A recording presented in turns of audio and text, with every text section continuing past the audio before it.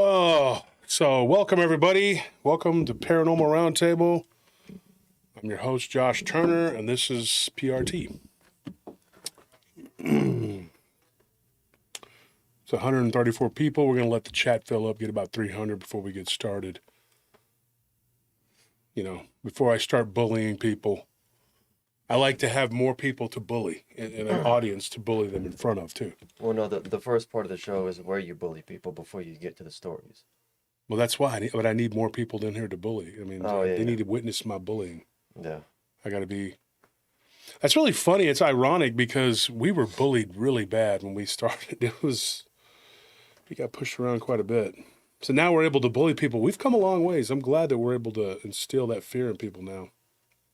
And just, run amok. It's been nice.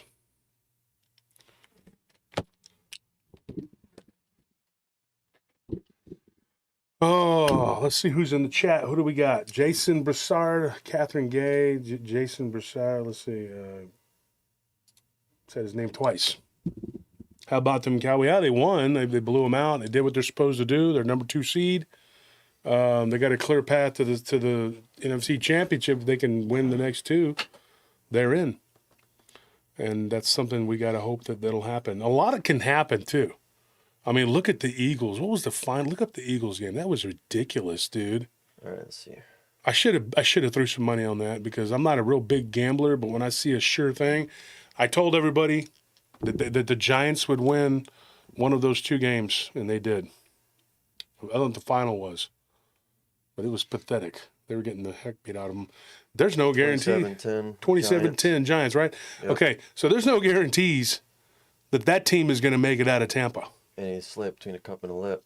I mean, Tampa Bay may end up beating them, and that's my team, Tampa, the Cowboys, and my other team, the Texans. C.J. Stroud did what he was supposed to do, and he took care of business on Saturday. It's all good. We'll see what happens. I made it my goal this year. I'm not gonna hate people. I'm not gonna fight with people. I'm not gonna be used. It's not gonna happen. Even this person that's doing what she's doing, I don't hate her. I just, I say there's 3 of them now, three females. Or no, you know what? 4. There's 4 of them. Charlie's Devils, they call themselves. Charlie's Devils. They're watching my show right now like... Getting sloshed. All angry. Like Mrs. Olsen. Looking all like... I saw a meme with her on there from the Little House on the Prairie. I was like, oh, there they are. Sympathy mongering going on to people's channels. Get the freaking heck out of here. Nobody's attacking you, okay? Even if whatever I say, it's going to be twisted and turned into some kind of garbage. It doesn't matter. I could come out here and be like, you all are going to get a new car. And they'd be like, oh, well, yeah, it was a Toyota Celica or whatever. They'd have a problem with whatever kind of car. Even though you could go and sell it for however much, they'd still have a problem. I could give away a new house, and you'd be like, it's not big enough. This house is only 3,800 square foot. Dude.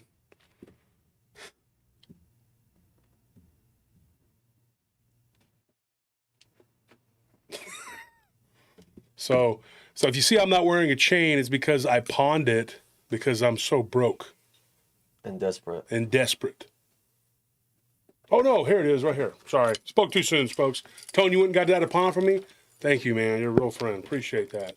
Did you pawn Banjo for it? Did you trade him? I had to beat up 3 homeless people for it. 3 homeless people, huh? I beat up 20 on the way over here. He had me in a ring with 17 homeless people. Oh, okay. Yeah. Pretty bad. So, let me tell you something funny. While we're waiting for the chat to fill up, and we're going to tell some stories tonight. I got some good encounters for you. I had a fun day. God is good. Yeah, we had a great day with my wife. I had fun. But we went through some stuff today.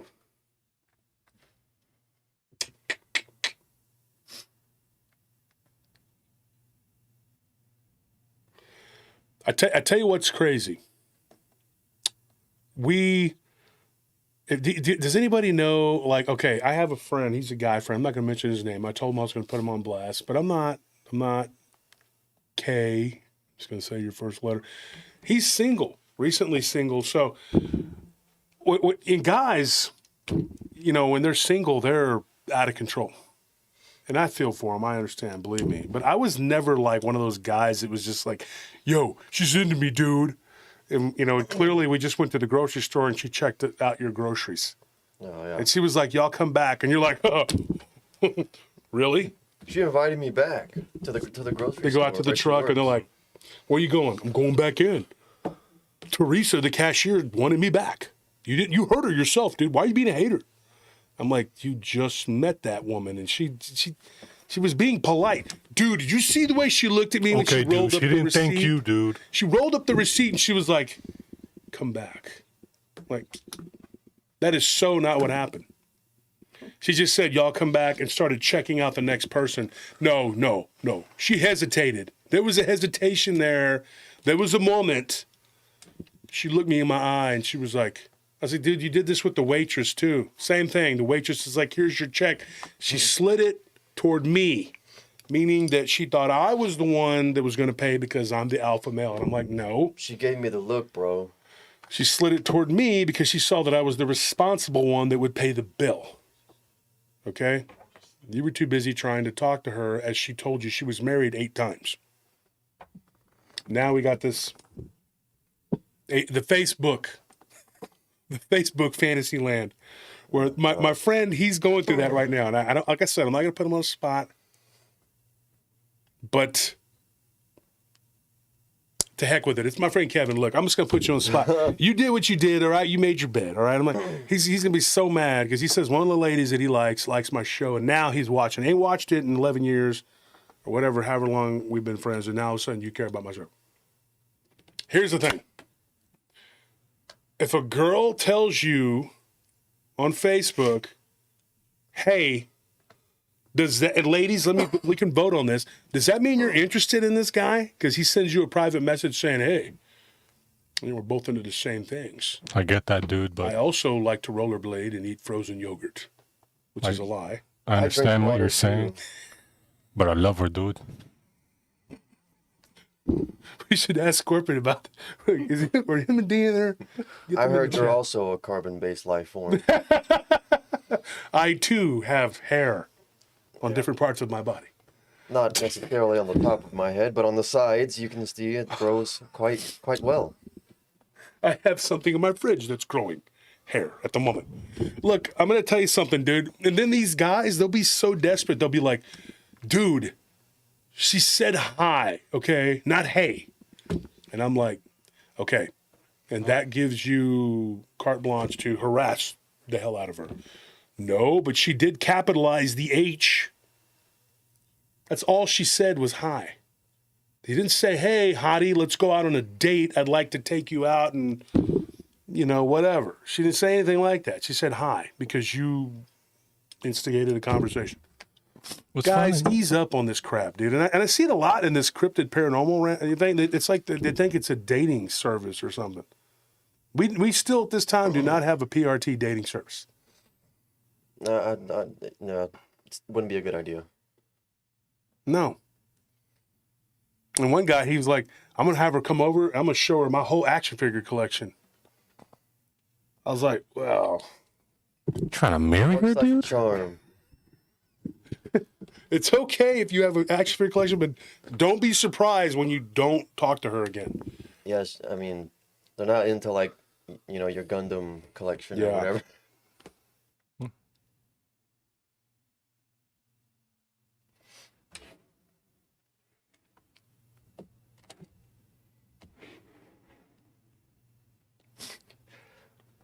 So we got to figure this out, man. We're going to let the chat fill up. Give me 5 minutes. We normally don't do this, but in all honesty, I have to do something real quick here. We have not said the daily prayer. We did not do it.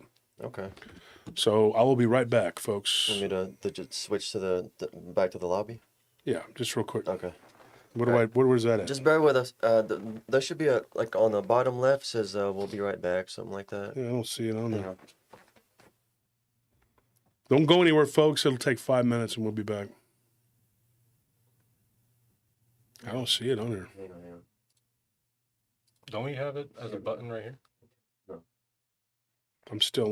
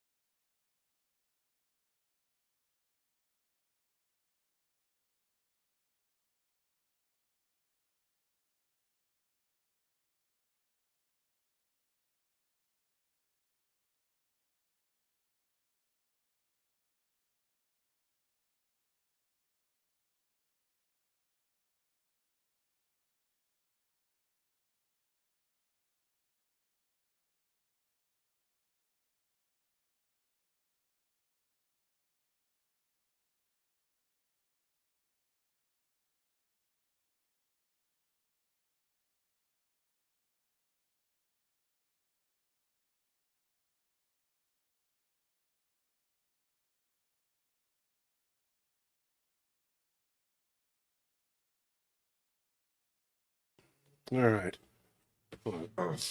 Lost a few people there because whenever you go on a break, people they're like, well, they're dead. Yeah. People are like pets, dude, for real. Like Banjo.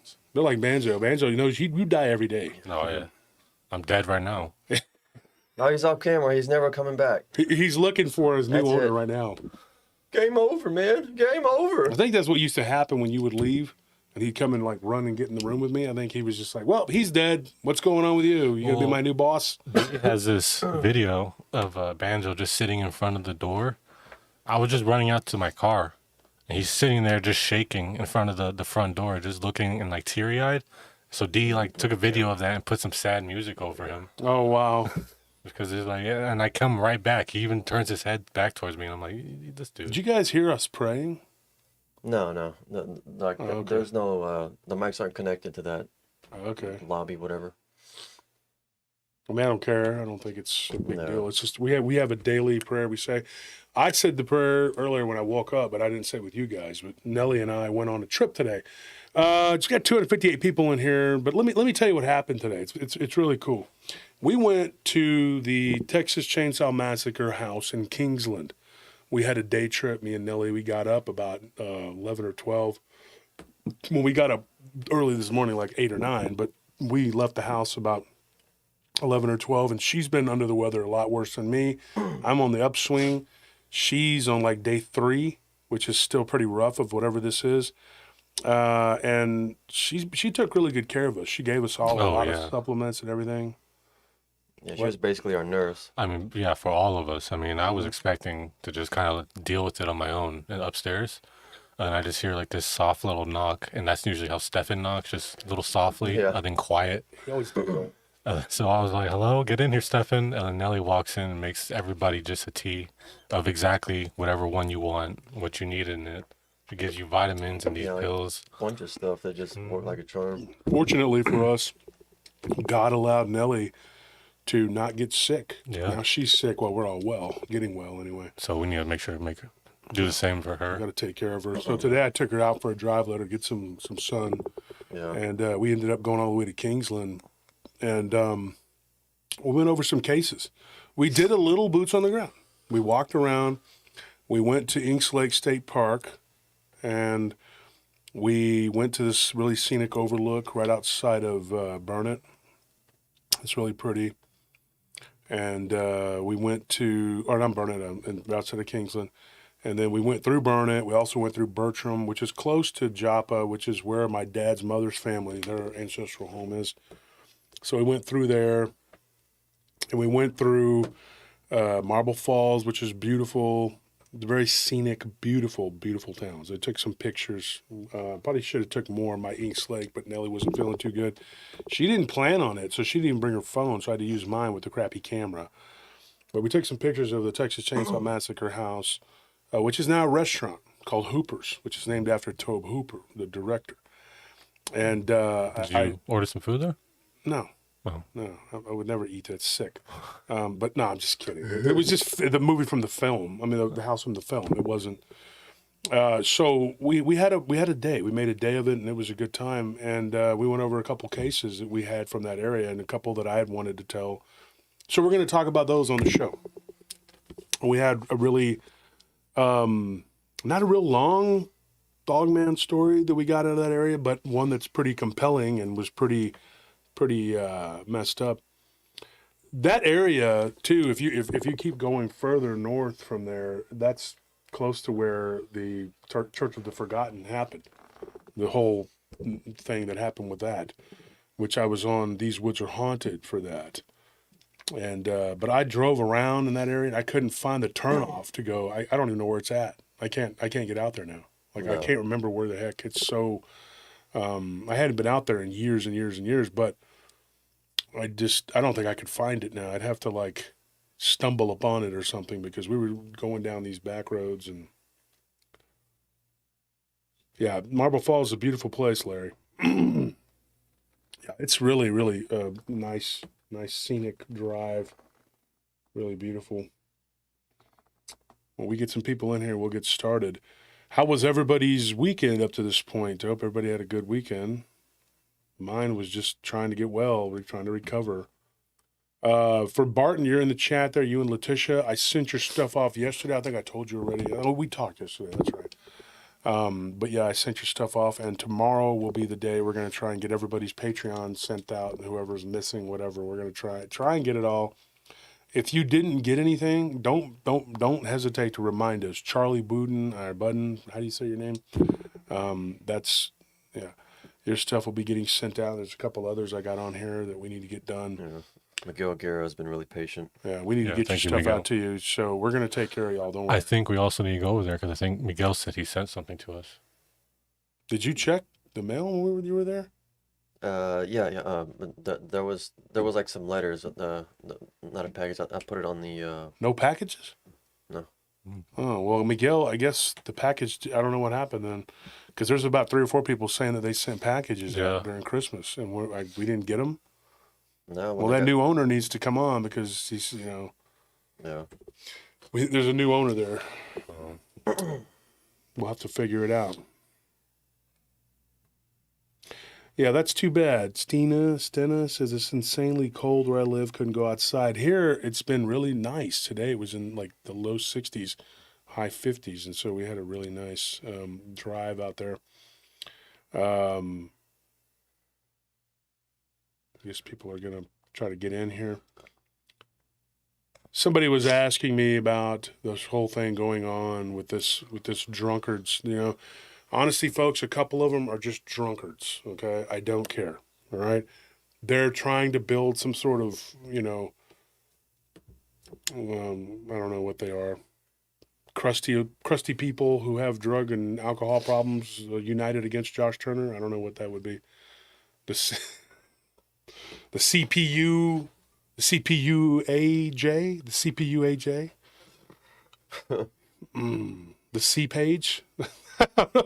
These people are like determined to like that, and what they want more than anything is for me to say their names and give them some kind of validity.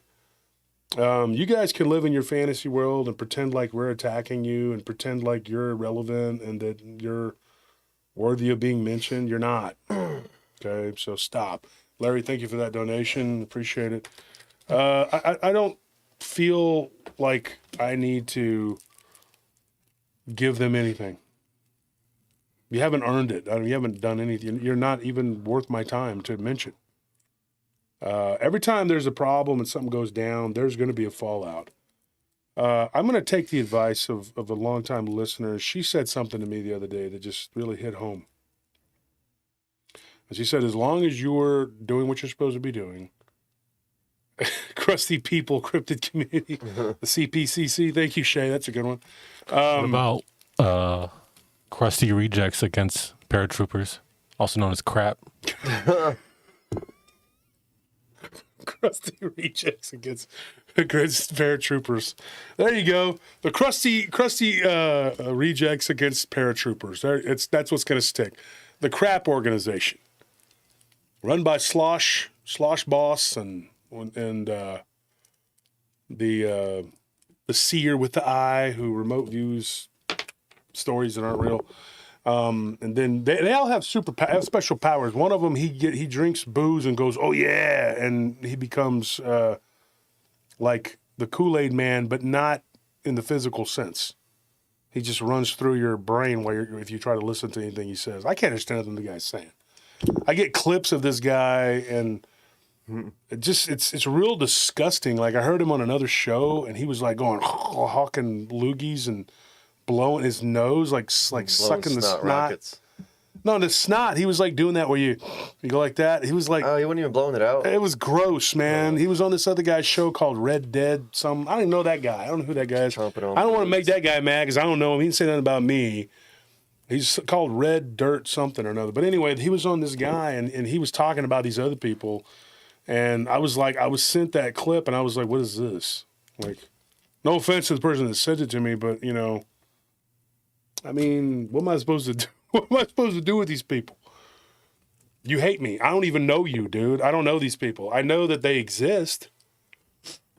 And their whole claim to fame is that they jumped in on this war and just rode it, And now that it's over, they're like mad. And the other one, what's her last name? Ballsing or something. She's been all up in arms all day long, going back and forth, attacking me and Nelly. And it's like, why are we even entertaining these people? These people, they're members of crap. Right? Crusty rejects against paratroopers. I need to put that on. So I can remember that. Type that to me. Text that to me. All right. So the members of crap, we're not going to worry about. Liberty, thank you for that donation. Thank you, Larry, for the donation. And then I get attacked for saying, what did they say? I said something about the donations. They're like, people are in the comment section saying stuff. And I'm like, I guess because I said, that the donations keep the show going. And they're like, what do? You sit behind a microphone for 3 hours or something like that. Is that what you think we do? Why don't we just start saying, yeah, that's all we do? Yeah. Because I'm going to set the record straight. Okay, you could do that, but I'm going to set the record straight. Here, do you really think that's all we do? Raise your hand in the audience if you think that that's what this show entails. And it's that easy. You really think that's all we do? 4 episodes a week. And that's all we do is just sit here behind a microphone. Are you kidding me? Like, are you freaking kidding me, dude? That is so ridiculous if that's what you think. Apparently, though, this is like if it's that easy and it's basically just like a source of free money, then do it yourself. Then where's your show? Where's your big hit show? Go make your show. Go do it. Why are you sitting here complaining? Where's our plaque at so we could show them? It's over there. Look. Oh yeah. Show them our award. Proof right here. We're an award-winning show. Look at this. Once again, not to brag, but that's an award. That's award, dog. Not an award, but award. Don't know what that is, but I just made it up on the spot. See how easy it is? I just made up an award and I won it. I don't know. I have a feeling though, and then what really makes them mad is that we talk before we start telling the stories because they want to listen to the story, but they hate our guts. So the people that really care will stick around. So they just kind of weed them out. Like they're just like, yeah. Why don't you just stop with the drama? I'm tired of it. Why don't you go make a show? Go make a show. Well, we release 2-hour-long podcast episodes every week for y'all to go and listen to if you want shotgun stories. So that's a place for that. I mean, like they don't even know how much work goes into this. The live stream is like you're hanging out with us. We're hanging out with you. You're hanging out with us. The stories are the bread, the meat and potatoes of it. But that's not all of it. Here's what I'm going to tell you. I'm going to do this for them. What's I'm going to do for you? Here's my day. Okay? We'll start with when I go to bed. I go to bed about 6, 7 in the morning, typically. Do you know what time I'm up by? Usually 10 or 11. Because I don't sleep very long. If I go to bed at 6, I'm up by 10, 10:30. If I go to bed at 7, I'm up by 11, 11:30. I don't sleep but maybe 4 hours, sometimes 5. When I get up, the first thing I do after I pray, I go to my study and I get through my stuff, like who I got to talk to and whose stories I'm going to retell because of what I've read. I do this for about 3 hours a day, every day. And I'm also fielding calls and talking to clients and dealing with screw-ups or anything else that may have happened in client calls, and these two can attest to are very frustrating. Homeless person took a crap in a pool. Homeless person took said poop and smeared it all over some resident's window. Where was your guard? Well, you're paying for 3 drive-thrus a night. Maybe you should step it up. On top of that, I have to deal with renegade guards doing what I'm not going to do this because this is such and such, and then I want more money. Okay. Well, it's not time for that yet. I've been here for 3 days. Where's my raise? You deal with that, and you deal with that, and you deal with that. Then I have to figure out what time I'm going to eat lunch, which is usually late in the afternoon because I don't have time for it. And then I talk to people again in the afternoon to the evening. And then I go out and I do my guard checks. And I'm out there almost all night because there's always something uncovered that I need to take care of. And then I come back in the morning. And sometimes I have to run a bunch of errands, like grocery shop, take care of things. Everybody who's ever come to visit me knows that I never stop working. Ask Bettina and Maddie. Ask Barton Nunley. Ask Chris Clough. Ask everybody who's been around me. At Lee Tracker East, she's been to my house. Yeah, she just said it in the chat, actually. I don't stop working, folks, and I don't stop moving, and I damn sure don't need an oxygen tank to walk around. I walk more miles than most people do. And I don't breathe hard. I don't go up the stairs and go, you guys, seriously, I'm a fat ass. Seriously, guys, stop. I'm gonna lay down right here on the stairs, guys. Seriously, That doesn't happen. This is not how my life is. On top of that, I'm working on my 3rd book. I've already come up with the freaking wax in my mouth from that paper. I started chewing. I was like, what is that? Tastes like wax. Look, on top of that, I already got my 4th one that I'm ready to start doing, and I've been like doing research for it. Do you guys want that, or do you want me to just sleep all day and do what everybody says I do? Yeah, Letitia, you were here. All these people hating me too, yet they hardly work. They love to hate. Why? Because you can't do the things that I do. I like to be able to continue to do the things that you won't. Because when the S hits the fan, I want to be ready. And now I'm going back to my roots. I'm buying some cattle. And I'll be out on a ranch 3 or 4 nights, 4 days a week. Does that make me a cowboy? Should I buy a cowboy hat? And it's like, oh, he's a city slicking, gold wearing, goofy, blah, blah, blah, blah, blah. And then if I go out there and you see me holding a calf and I'm wearing a cowboy hat and Wranglers and what, he's pretending to be a cowboy. Until eventually they just start saying, he's a country bumpkin heck, and we hate him for that too. Yeah. The hate never ends. So what this female listener did, and I was talking about it with my wife today. She said it's never going to end with you. They're going to always hate you because you're telling people and you're bringing people together. And for some reason, people don't like that. The minute I announced the next conference, people were like in hate mode. The hate just poured in.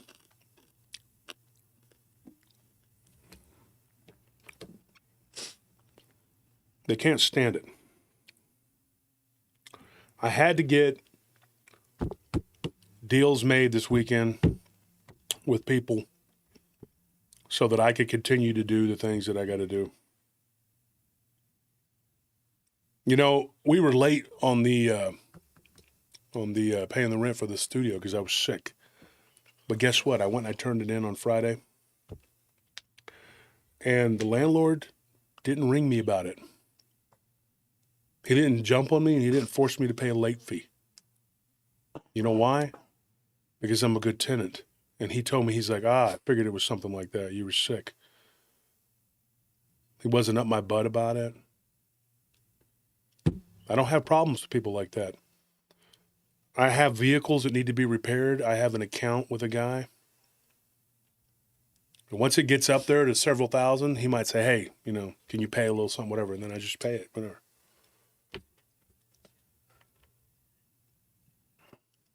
That's because people know that you have a good character. They trust you. I'm not just up here talking about ghosts and cryptids. The guy that sold me this necklace, he gave me a $13,000 necklace and medallion. Anthony, you were there, so were you, Tony, to wear for a few days because he wanted to see if I liked it, if I would buy it. I took it for a few days, like a test drive, and I gave it back, said I declined. I don't really. Two of my friends own car dealerships. I can walk in there, and I can grab a brand new vehicle off their lot, right? Am I lying? I'm dying. Nope. And I could drive it for a week and then bring it back and say, I don't want it. That's called integrity. People know that you're not going to jerk them around, screw them around. And when I say something around here, it's like, it's the truth. Nobody questions me and goes, well, I don't know about that guy. But here in cyberspace, people seem that they feel the need to question everything I say and go make videos about me and make goofy remarks or whatever. Keep it up because you will never be able to do what we do here. And it's sad that people think that all we do is just sit around for a few hours a week. Every episode, you have to talk to somebody to get that story. Unless you're going to fake it and do the AI thing like some people. You artificial intelligence, which we don't do. And then I watched this guy the other day on a show. Like I said, I'm not going to say his name, but I watched him flailing around about Social Blade, and he was attacking a guy. I don't really have an opinion about that guy, really, one way or the other. I know him. But, dude, learn how it works before you attack people. Because you weren't doing it right. And yes, it does come in clumps of 10, 100, whatever. That's how it works on YouTube.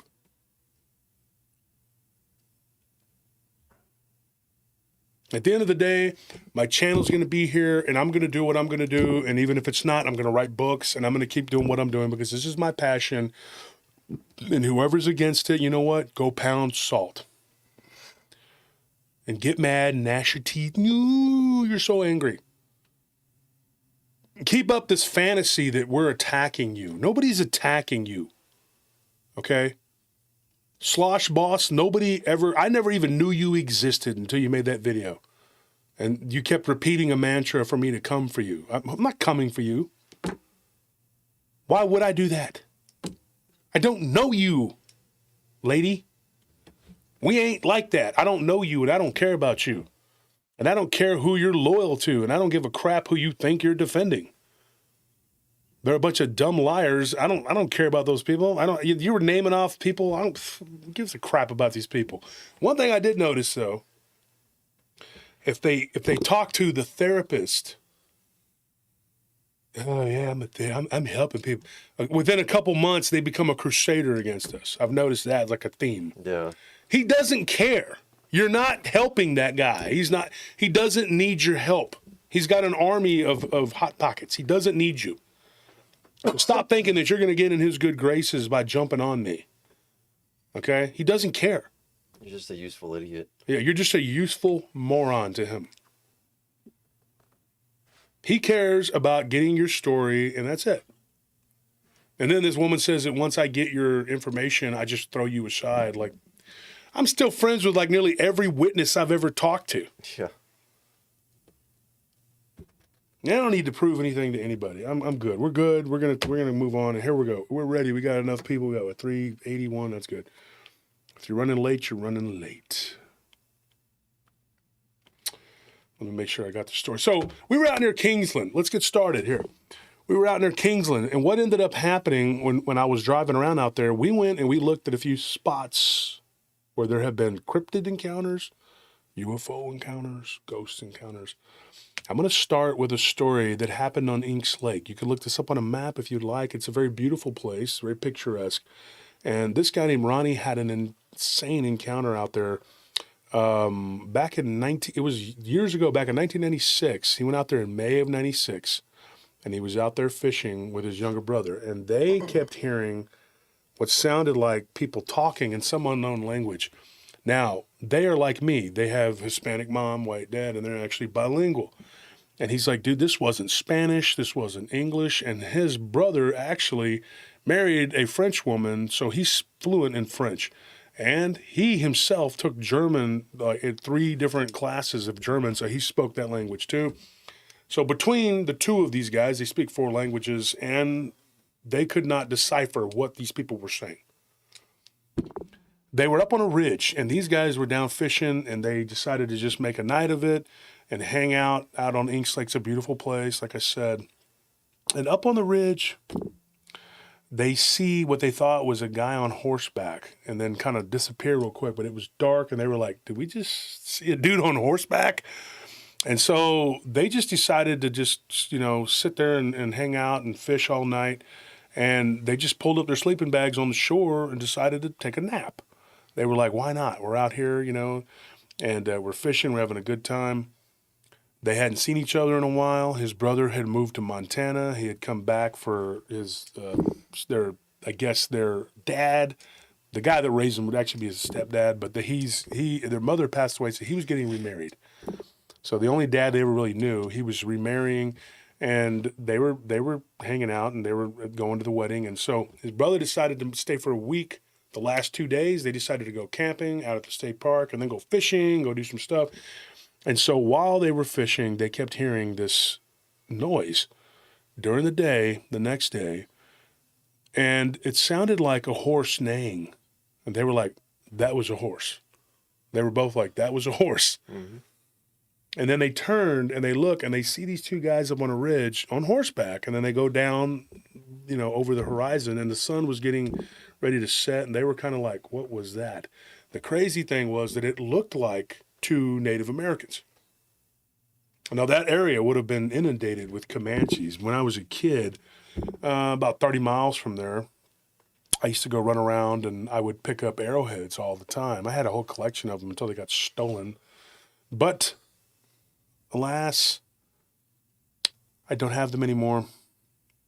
And while these guys were talking and making lunch, these 2, what can only be described what looked like Comanches, rode up on horseback. And at spear point, we're talking to them, and one of them had literally a spear. He goes, you could see that it wasn't made of metal. Yeah. He's like, dude, it was you could say, no, it was rock. Yeah. And he was like, dude, it was, he was pointing at that, and it was a stone spearhead. And they both put their hands up like, hey, okay, He's like, we had a gun, but it was sitting, by the truck. It was leaning up against the truck, and we were a little bit further away from it. And this had to be the guys that were watching them the night before. What was really shocking, though, is in 1996, what would 2 Comanches, shirtless, wearing like just basically late May, it's warm, wearing warm weather attire, upon horses, So he asked me, he says, have you ever heard of anything like this? And I said, yes, but in the Devil's Backbone, never by Inks Lake. But that would make sense because in that area, they find former Comanche encampments all the time. And in fact, the Apaches that lived in that area were genocided. By the 1850s, they were pretty much gone. Sure. The Comanches had decimated them and destroyed them. Now, the Apache that lived in that area, a lot of them died also during cholera epidemic and during tuberculosis epidemic. They also had in the area where I was at the Church of the Forgotten, would have been probably about 20 miles, or not even 20 miles, about 15 to 20 miles from there. They died of leprosy. And the Comanches were quite resilient. They didn't get sick a lot.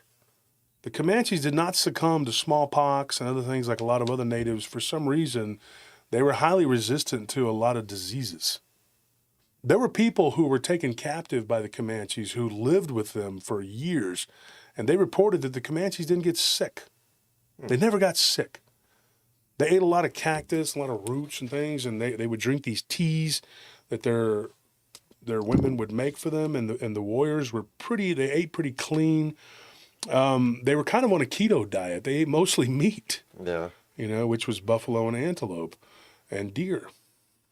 They were quite fond of blacktail. One of the things that this guy said, though, he said, dude, Ronnie told me, he says, me and my brother, we were stunned. He's like, we were making bacon and eggs, and they were pointing at the pan like they wanted some.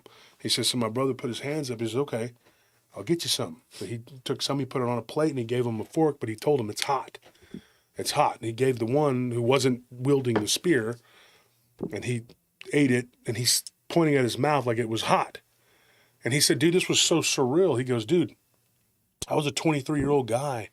My brother's 21, He's like, dude, he was 21, his brother was a 23-year-old guy. He said, dude, we're sitting here talking to these two, were obviously Native Americans. He's like, there's no way that they were ghosts. He's like, you could see the dust being kicked up by their horses' hooves. And I'm thinking, where do these people live?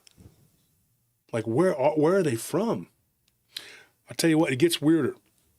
So whenever they gave him some food, the other one tried to explain when he gave the plate to the other guy, and the other guy took his hands and was eating it. And the other one laughed because he told him, in their language, which he goes, I don't know what it was. And he goes, I wasn't 100% convinced they were Comanche, but I think they were. And the other one went like, like it was hot. And then got kind of aggravated and then smacked the other one on the chest and shoulder. And then they laughed at each other. And then they were like very, very friendly. And they turned their horses and took off. He said, this is back. Not everybody had a cell phone on their hip, And he was like, dude, we were in shock. We were like, dude, those were Indians. We communicated with Indians that shouldn't even exist anymore, and we fed them. It was pretty cool. And then about an hour later, he goes, we were sitting there, just kept talking about, like, what was that? And then one of them came back. And he goes, there was a little stream that kind of led to where their encampment was. It's not there now. He said, I was only out there about 6-7 months ago. It's all dried up. It's bad. But he said, dude, there was a little stream right there where the fish were getting stuck. We weren't even barely fishing. We were just grabbing them, Yeah.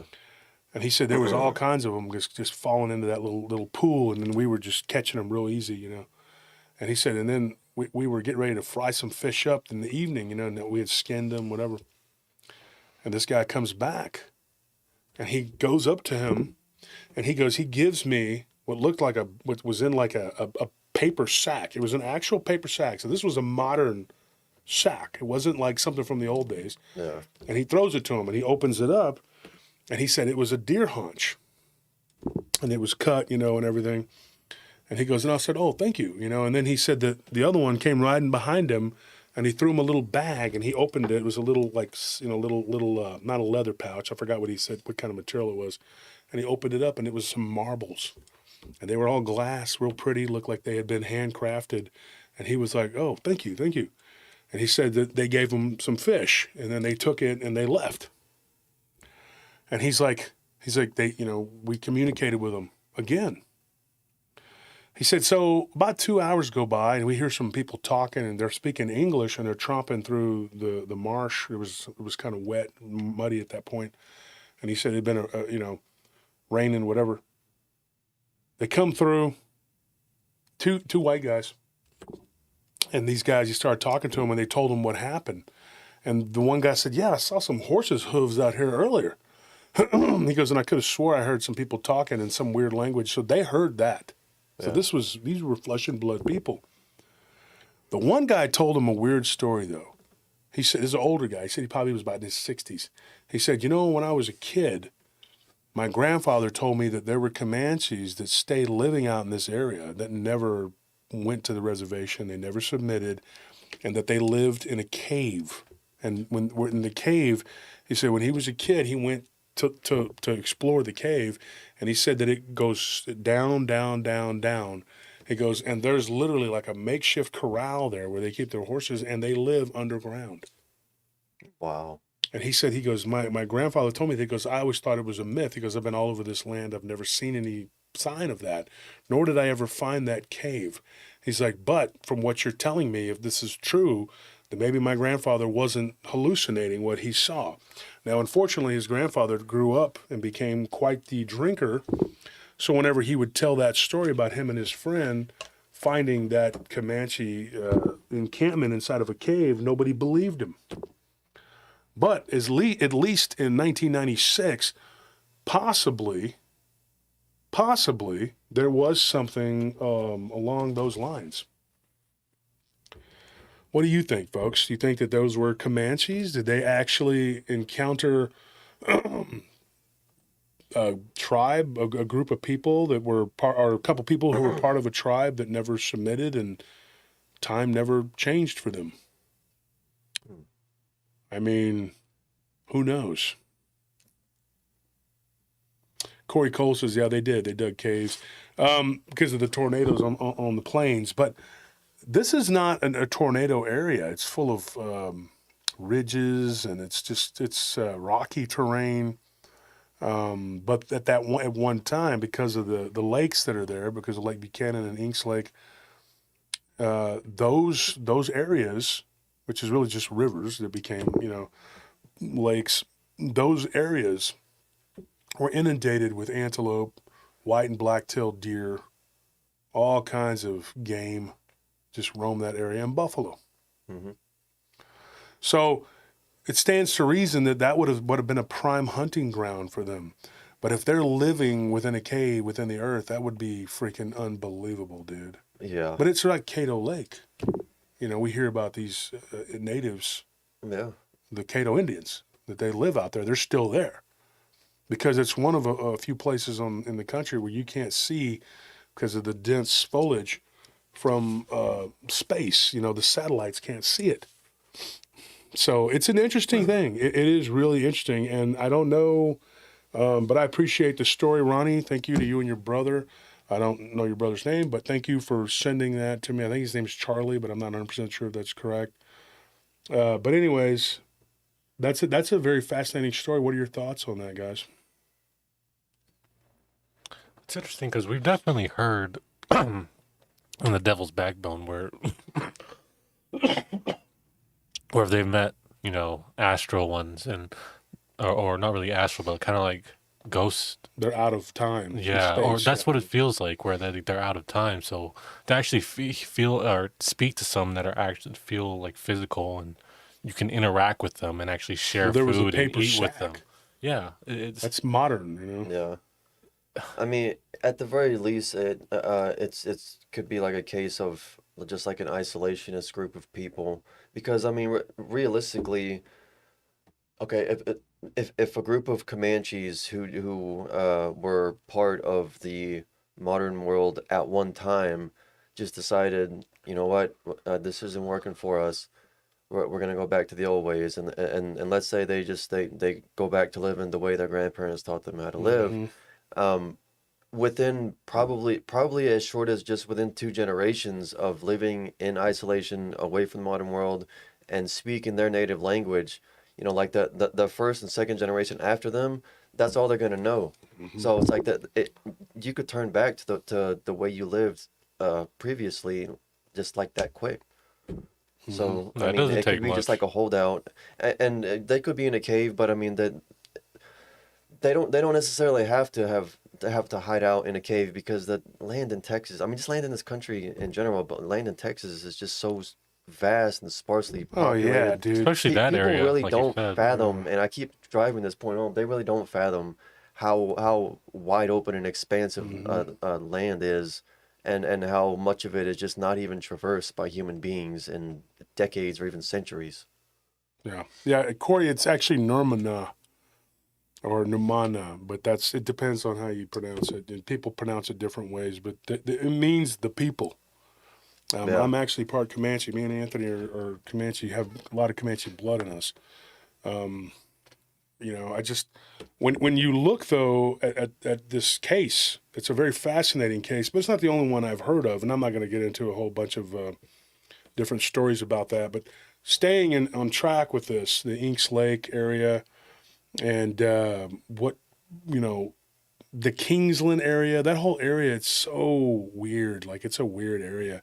And so when I was going through there with Nellie, I was like, let's go out there and let's look around, and I'll go by some places where we've been told that there were encounters. And so we did. We did little boots on the ground, and we went to the place where the Chainsaw Massacre was filmed, which is interesting because I've said this before and I'll say it again. I've played in that house. I spent the night in that house. My dad's friend used to have that house. And then, of course, Eric Palacios from Media Palace, his aunt owned that house at one time. And, well, her family woke up out in the middle of the front yard, Yeah. when that house was at where now is La Frontera. What's as interesting is where it was located, La Frontera, that area, there was nothing there. And then they built that garden ridge there. And when we were guarding that building, a lot of weird stuff happened around that building. It was just a very weird place. Like the guards would see shadows moving around that building all the time. But yeah, very, very weird stuff. One of the stories, and I'll give you this one. This is a Dogman story, and it came right outside of Kingsland. And this guy was driving through. Actually, it was from Kingsland to Burnett, so he was driving through outside of Burnett, heading toward Kingsland. And one of the weird things that happened to this guy, him and his wife, they were coming home from a party, and they weren't drinking. They're not drinkers. It was a wine tasting, whatever. And they were driving through there, and I had this story for about 7-8 months, and they had a Dogman encounter. Now, I don't usually like to tell these, like, well, I saw it on the side of the road encounters, because they're usually pretty quick, and it's not a whole lot to it. But this one was interesting, and I'll tell you why. Because when they could see it from way, way up, they could see it. They were like, what is that? And they said that they could see this thing kind of moving back and forth. And the way that he described it to me, his name's Henry. Henry said that this thing's back was kind of moving around, like it had this humongous ridge on its back. It was like solid muscle. And at first he thought it was like a hog, like a razorback hog. And then as they got closer, they were like, what is that? That's not a hog. And then they saw that it had arms or hands, and it was like chewing on a humongous buck. And when it looked up at him, he said, dude, we saw a werewolf. He goes, it looked like a werewolf. Now, I appreciate his, I guess it would be his neighbor's son who listens to the show. Thank you. I appreciate, Jim, for you giving him my information.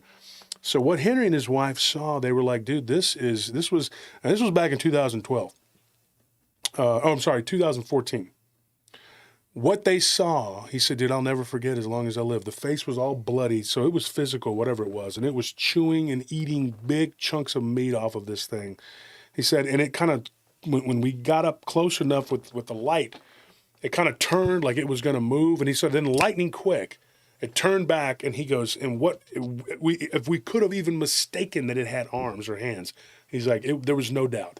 It reached over and it grabbed this carcass and pulled it right into the woods. And then it was just like into its mouth and then turned. He goes on all fours, holding this huge carcass in its mouth. He said that deer probably weighed 200 pounds. He said that thing just stood up like it was nothing, and with its humongous head and jaw, and walked kind of hunched over, and then cleared some brush and was like real quick into the brush. And he goes, we were looking back at it. It was going into the brush in the rearview mirror. And he's like, dude, it was a full moon too. Very interesting encounter. And like I said, it's a short, it's not real long. But it's one of those things where you're like, dude, that definitely, It's haunting. yeah, that's scary as hell. I mean, but he's like, dude, and my wife said, we'll never forget it as long as we live. And then I asked him, I said, have you had anything happen to you before or since? And he's like, nope. He's like, my life's been pretty boring. No ghosts, nothing. Well, while he was telling me that, though, it was a very quick conversation, and his wife was in the background. She's like, we have a ghost. He goes, no, we don't. And she's like, we have a ghost. That's typical. And he's like, no, we don't. And she's like, well, we have a ghost that you don't believe in. And he goes, and then he asked her, he's like, well, do you want to tell him about the ghost? She's like, not really. I said, okay. So I said, if at another time you feel like telling this story, feel free to get in touch with me, or you can go to one of my colleagues. And I messaged him and said, hey, if you want to, there's a lot of people that take those stories too. If you're interested, go ahead. But yeah, that's now here's another thing. There was another one I got. I'm trying to remember this one. Oh God. Anyway, from that area, there was another one I had, because that whole area's got a lot of Dogman stories. But we'll move to a different area. This one was near Valenti, okay? Same kind of terrain, right? It's the lake, but it's at Lake Travis. It's out there off of Lake Travis. It's a really nice area. But there's like really, really big hills, or would you call them small mountains? I don't know. There's small mountains, big hills. And this happened on the road where the water treatment plant was, where there was an encounter with a dogman by a security personnel, and then another one where on the very first episode we talked about a woman who had what we think is a goat man go into that, and it's right next to that water treatment plant. So Blinky Stall, which story are you talking about? This one here is near Valenti Beach.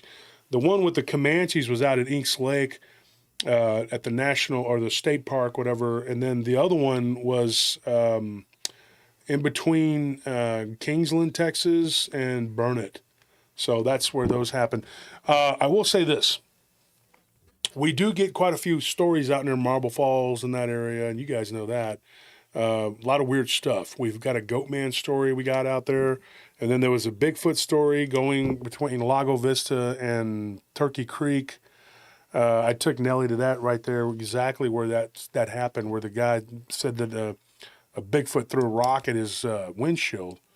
And of course, Turkey Creek is where Sean, and then the other guy, they both had encounters out there with what we think was definitely Bigfoot creatures, with really good descriptions of them. We need to actually get them in touch with Sibylla. Yeah. And have her sketch it. That would be really Marble cool. Falls is pretty too, but it's Marble Falls is definitely very one of those areas where you go out there and you're like, all that water. there's some creepiness that could happen out here. You definitely could see it. So, Oh yeah, I think it's the water. yeah. Yeah. You get stories about these things, and it's because there's water there. They're gonna be able to drink water. But anyways, so this happened on the road near Valenti Beach, and the spot where this guy told me, now he was there for a wedding, for his, I think he said it was his wife's uncle. Okay, so that's his in-laws, whatever. So his wife's uncle, which would, I guess, technically by marriage be his uncle too. It was her dad's brother. And he was getting married. It was late in life, and he was getting remarried. His wife, he was a widower, and he had been dating the same woman for a while, and they decided to tie the knot. So they had a big old wedding, and Valenti's a beautiful place. Valenti Beach. Is Lago Vista pretty? Okay, yes, very pretty. So when they were out there doing what they were doing, driving around, kind of taking a little scenic trip, whatever, and it started getting dark. He's like, and I didn't realize how long of that road was. It's a 2-lane winding road. Y'all been on it a bunch of times. Mm-hmm. There's no getting off of it. Yeah. Like, you just have to ride it out until you can get to Anderson Mill. Yeah, it's a trip, and you're forced on it. Yeah, you're on it. I mean, if you're on it, you're on it. You ain't turning around and going like, oh, you know what? I think I'm just going to do a U-turn, because there ain't even no room to do that. You're just going to be on that road. Yeah. And if you got on it, you got on it. Sorry, buddy. So he goes, we were on that road. He's like, and we were going around the corner, and he goes, and my wife, and I'm sorry, she doesn't want to talk about this. She didn't want him to say, so I'm not going to say their names, first names, unless I already did. Did I? I don't know. Maybe I shouldn't. So. Okay, so I'm not going to say the name, because she had to stop and use the restroom. It was like, there's nowhere to go.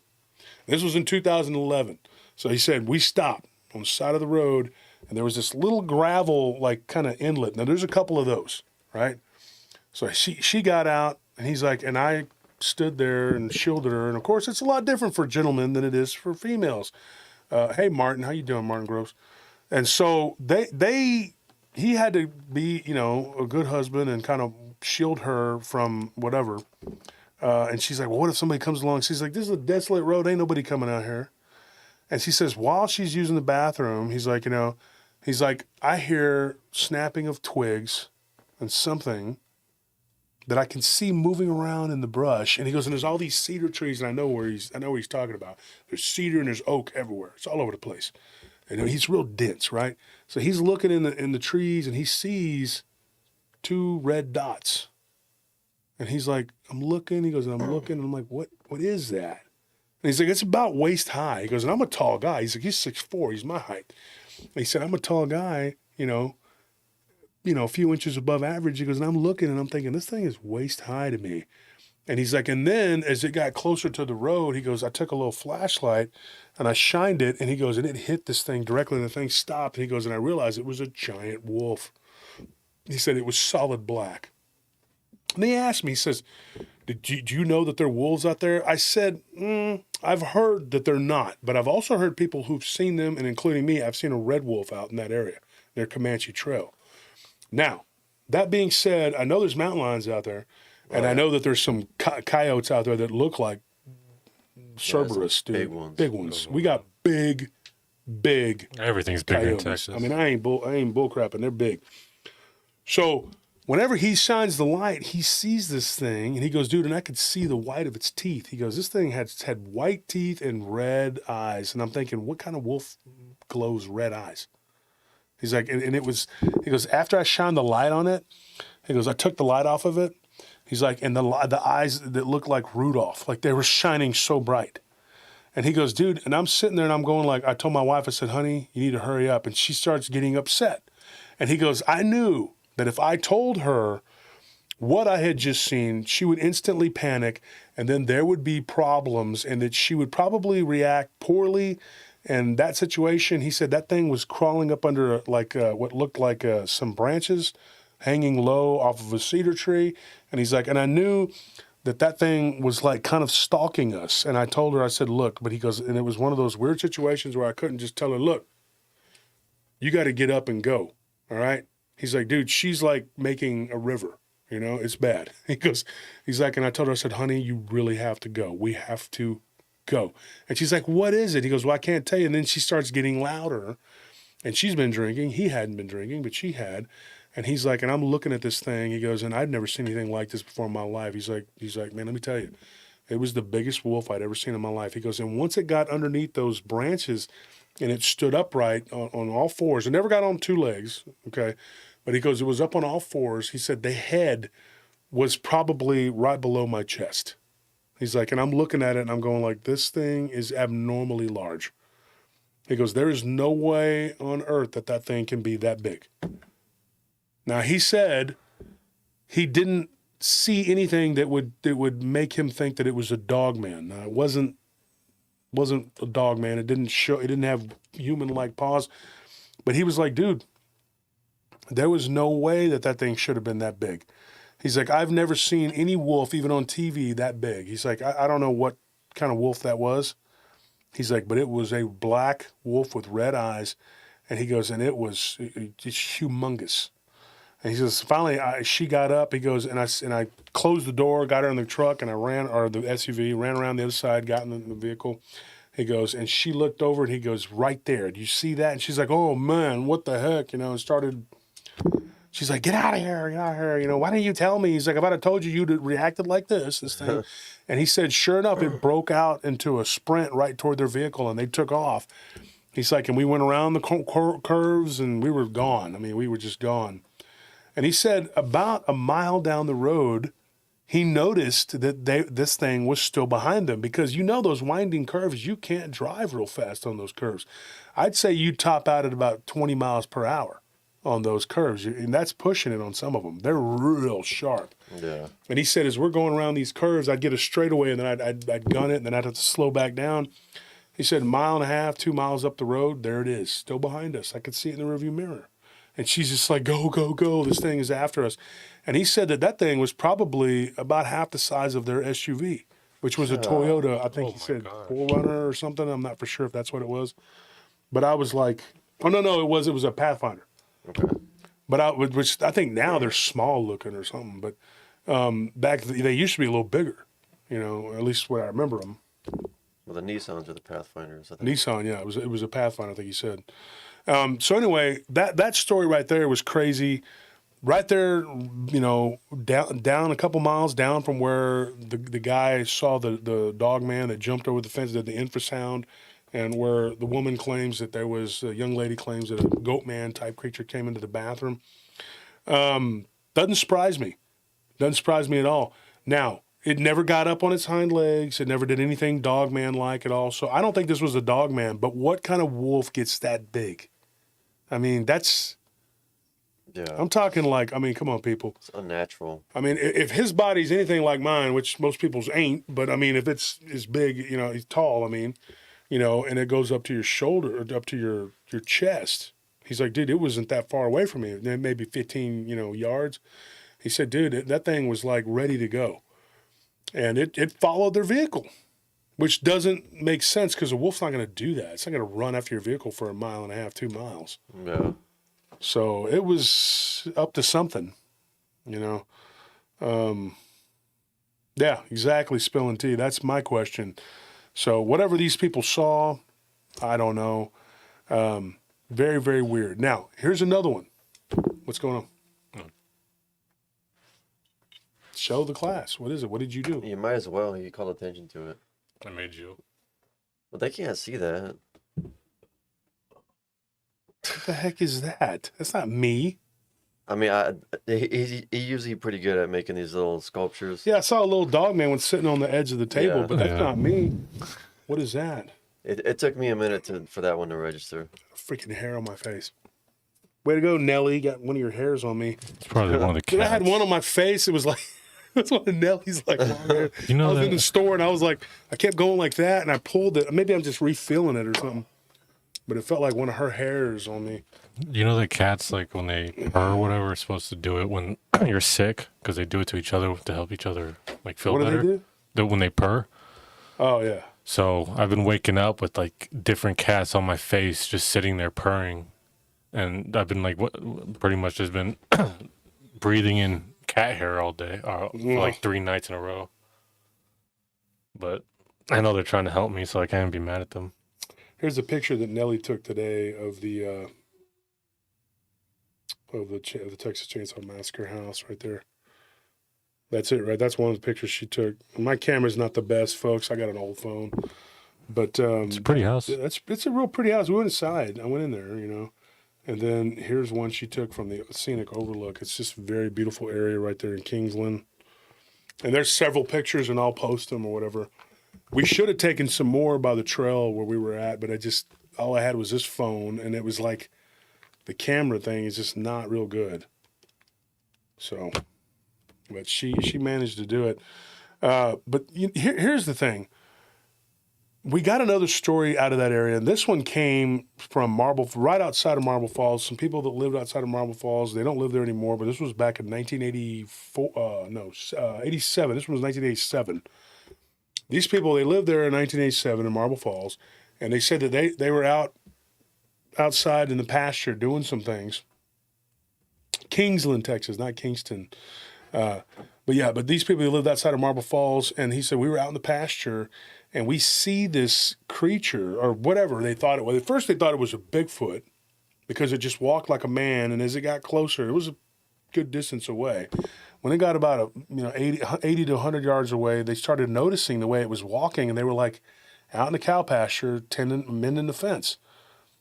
And there was a guy and his cousin and his cousin's best friend. They were out there, and they were all talking, and he goes, what is that? And he said, as this thing got closer, they realized it was walking right across their fence. It crawled up underneath the fence or in between, like it lifted up the barbed wire, went through it. They said it was huge. They said it was like close to 7 foot, but it was a monstrously large upper body, and they could see how it was walking. It's like back then we didn't have like a camera, on us. Everybody has one. You could take it out and pull your phone out.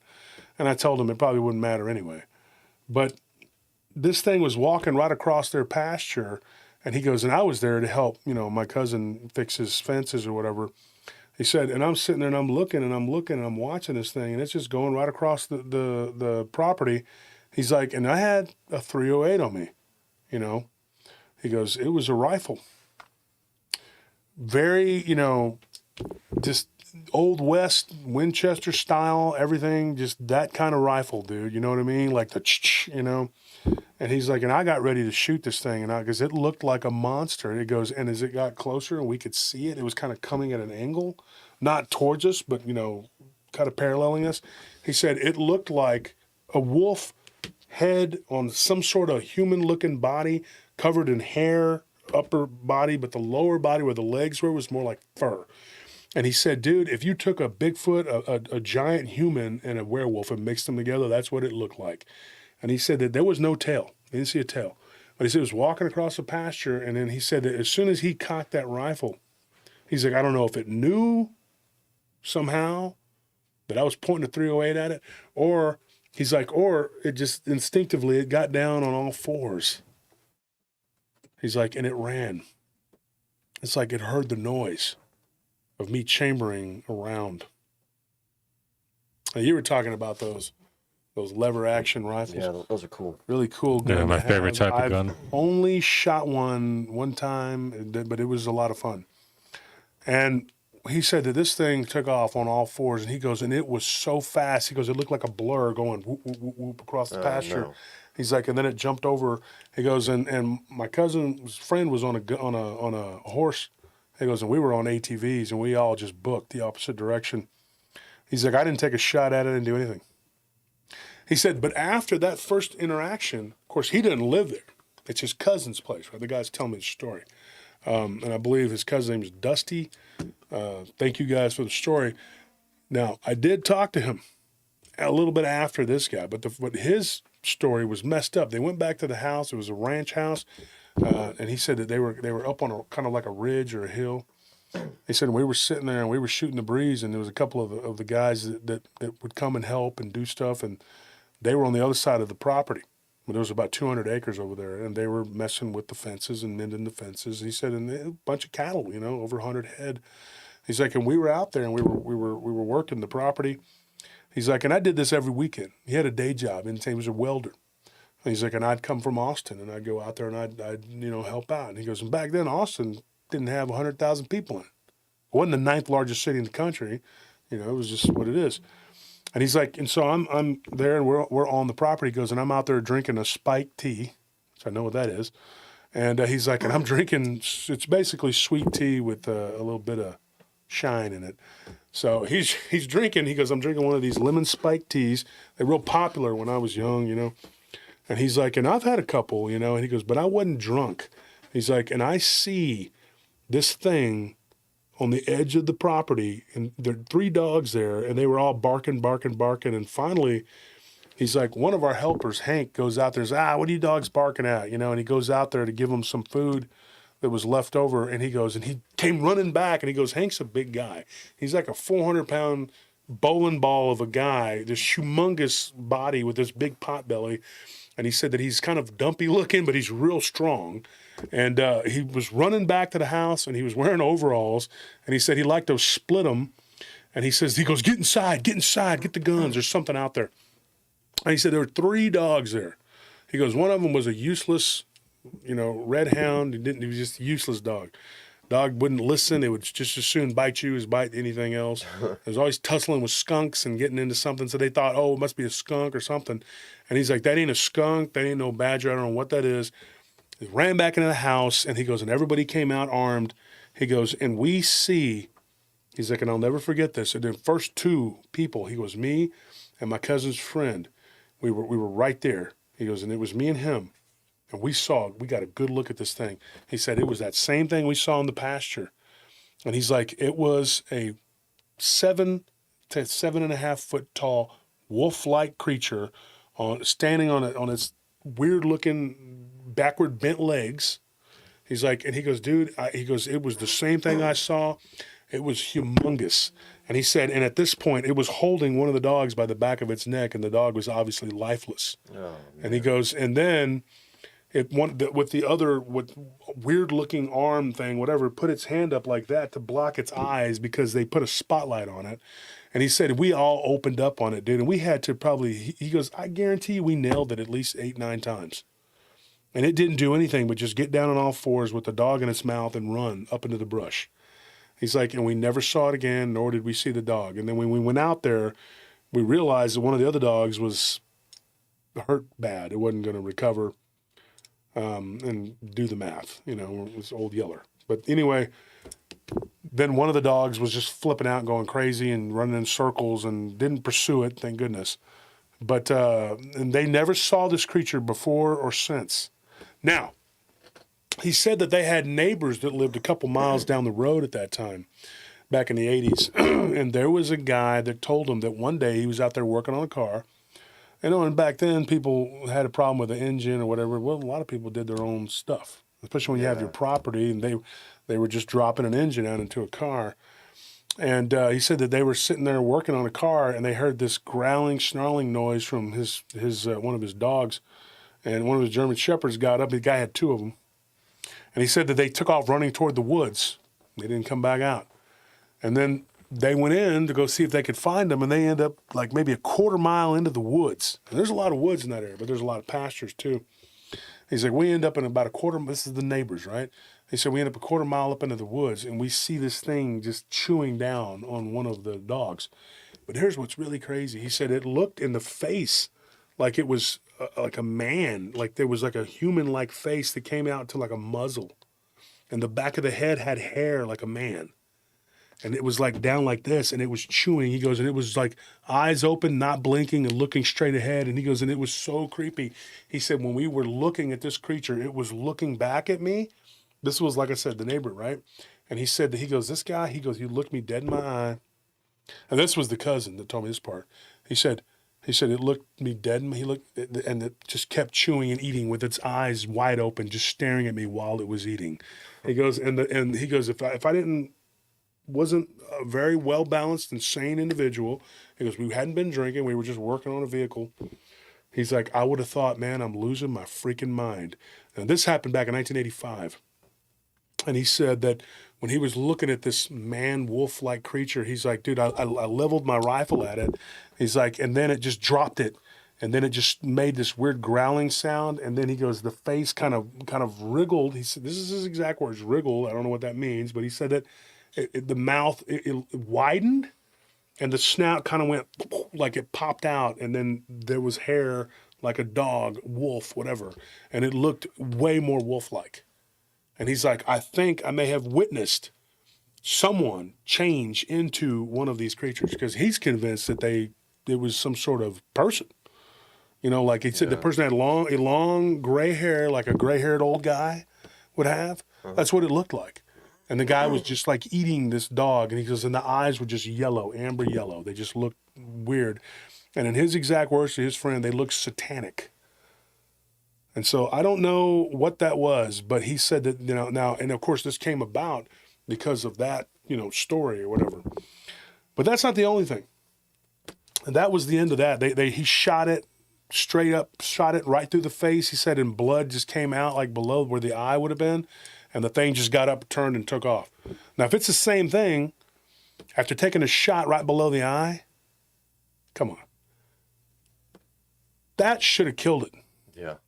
And he said, and when he shot it was a 30-06. That should have killed it right there. Should have blown its head off, dude. And he said nothing happened. It just got up and took off.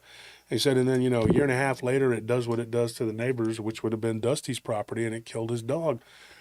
And so, yeah, I would be livid too, Love Cat. So what ended up happening, months and months later, they had what they believe was a Bigfoot problem. Now, this was like some friends of theirs that lived in town in Marble Falls on the west, I believe the west side of the property. I think that if I'm correct, you can look it up. I think it's their Granite Shoals. And there was some friends of theirs that had some property out there. And in 1989, 1990, there was a few people reporting a Bigfoot creature, absolutely stunningly, just 100% looked like a throwback Neanderthal type being. Yep, that would have been Granite Shoals. Granite Shoals, yeah. And it was about 8 foot tall. And they said that it was walking onto people's property. Now, this did not look anything like this other menace that was on the other side of the shore. But this thing was going onto people's property, grabbing goats, sheep, and calves, and just picking them up and walking off with them. And one guy shot it in the back with a 12-gauge shotgun at point-blank range. He said I couldn't have been more than 10 to 20 feet from it. He's like, so I ran up on it as close as I could get. And before it could turn around, he goes, and I blasted it in the back. He's like, and blood and everything else came out the back of it, and it just kind of hunched over, picked the calf up, killed it right there, threw it over his shoulder, and just took off running. And he's like, with part of its back blown out. This thing showed up again, the same creature, woundless, no wounds, nothing. Wow. And went in and slaughtered about 20 chickens. So if these stories are to be believed, what is making these creatures impervious to buckshot, 308, 30-06, whatever? I mean, we've heard of people with 22-250 shooting them and all. I mean, everything, 5.65, whatever. It don't do nothing. But make smoke come off of them, or gunpowder, or some kind of crap, whatever it is. Well, okay. And this is a little further afield. This is further south, but the Hernandez Ranch. What about the Hutchins? Sorry. They had one of them who's kind of gets in trouble a lot. He would be the brother of, I don't want to say Shane's brother. He told us that he went out to one that was killing his chickens. There's a dog man, and he shot it right there in the shoulder of the neck where with that buckshot should have blown its head right off. And then it proceeded to unload a 357 into it, and all it did was bleed, but then run into the woods, and it was right back to its shenanigans the next week. Tell me what you think in the audience here, the chat, because I don't know. What do you guys think? I mean, I think that there's a consistent pattern of like people shooting these things, and sometimes like they'll bleed, and then they'll run off, and sometimes they just won't. But a lot of times they'll report like that gunpowder, black vapor coming off of them, but they never seem to be effective. Like bullets never seem to really do much.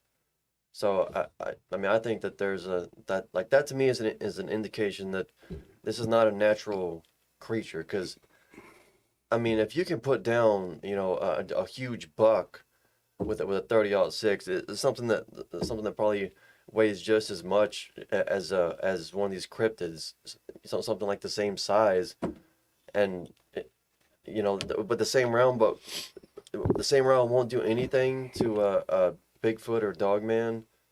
That's not realistic to me. That's not like a flesh and blood. That's not some undiscovered species of animal. Mm-hmm. Yeah, you don't just get chunks blown out of you and then get annoyed.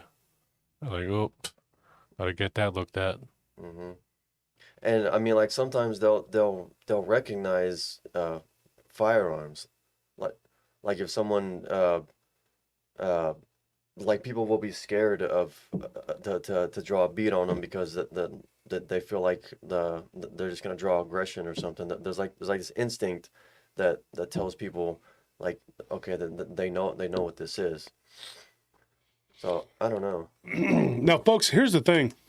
I gotta ask a quick question here before we go into the next segment.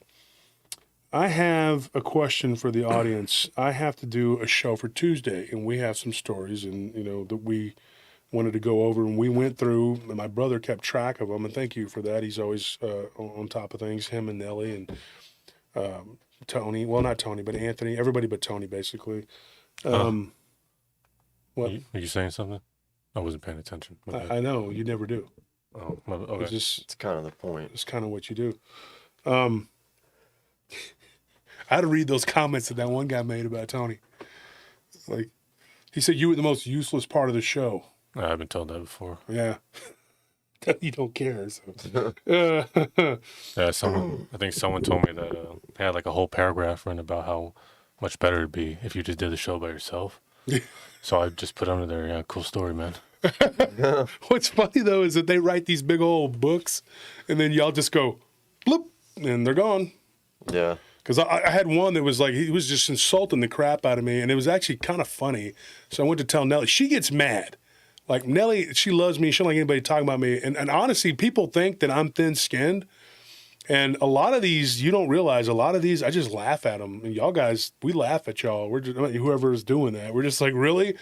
Because it's so pointless, because all that's going to happen is Anthony or Scorp or Tony are just going to go blip, and you're going to get deleted, and then you're not going to be able to put any more comments. You're going to make a new account, if you want to troll us.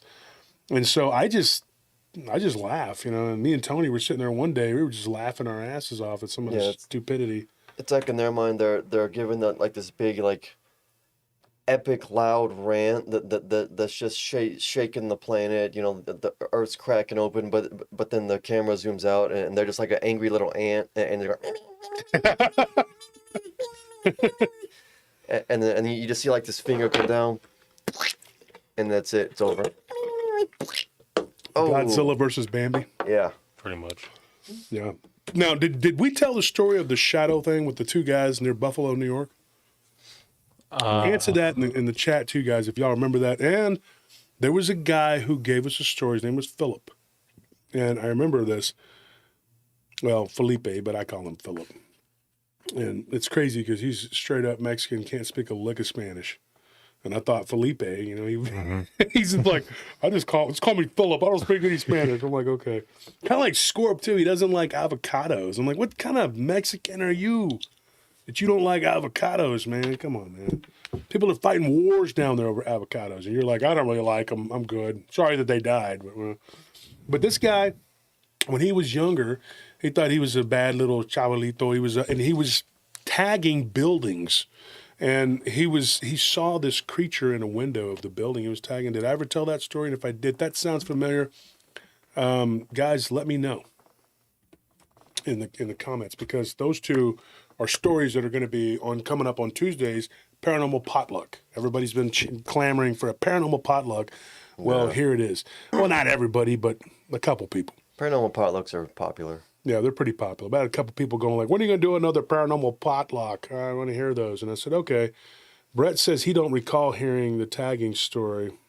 It doesn't sound familiar. Never heard that story. Yeah, I don't think anybody said they heard it. Yeah, those two are really cool. Now, we left you hanging on a story also about the demon that was in the people's house up in, was Delaware? I believe it was Delaware. Let me see here. My brother, he keeps track of it. Yep. It's called Red Devil in Dover. Thank you for helping me keep track of that, D. Also, the cosmic being. If anybody, do y'all remember that? Did we talk about that? The cosmic. Well, whenever people see these beings, sometimes they look like the stars in the sky walking through the darkness. Oh. It's so weird, creepy thing, dude. Yeah. Like, I don't know many people who've heard of this, and I've asked several people from my friends that that do MUFON and all the alien abduction people, and nobody's really heard that. One person did. She did. Nobody else that I've talked to. Well, it's not like I've talked to a big passel of people. I've talked to 4. Yeah. But, I mean, 4 researchers into the UFO phenomenon, nobody's heard of it, or alien abduction. But I have a lot of different stories, and I was going through stories yesterday, and I was like, you know what? I need to tell some of these and get them out there. Some of the people have been hitting me up and saying, now I will say this. There was one guy in particular that really pissed me off, and I'm sorry I have to say this, but, you sit there and give me an entire scenario, story, whatever that happened to you. Then you tell me, oh, you can't use it. Then I go and I hear it on someone else's show. Oh, yeah, I was like, yeah, I don't remember what he said. But you're a dick, dude. That's a real dick move, dude, all right? Don't make me waste my time listening to you talk about it. And his story was cool. What happened to you was pretty messed up, but it was a good story. But then he said I couldn't use it, and then it shows up on someone else's channel. So that's cool. Thank you for that. Appreciate it. Yeah. Next time, just when you see me, You know, just throw a wadded up thing of toilet paper with crap all over it. How about that? Because that's kind of what you did. Yeah, it's really rude considering that we have crappy. people who have been waiting patiently for who knows how long for their story to be told. Well, they're not all waiting patiently. They're not all waiting patiently, but there Some are of them are some pretty who rude are. about it. I hate to have to say that.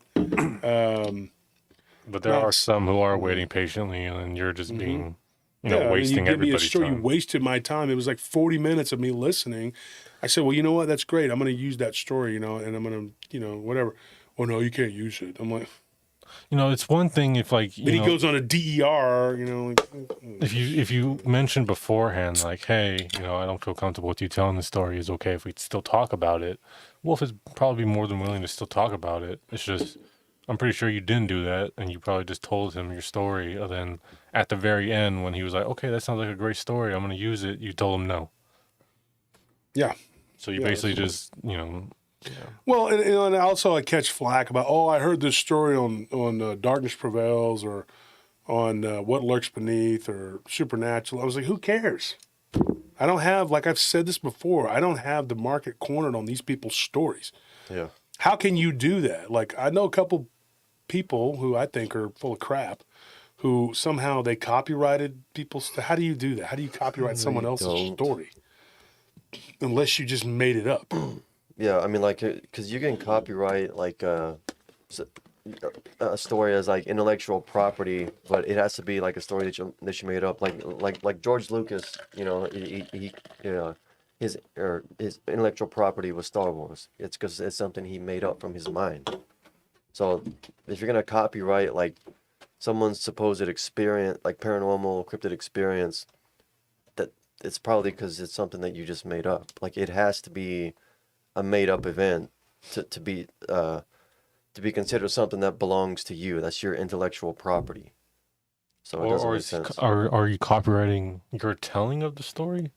Because if that's the case, then what's the point of that? I mean, I don't even believe that they copyrighted a story, period. They're just like, people like to throw around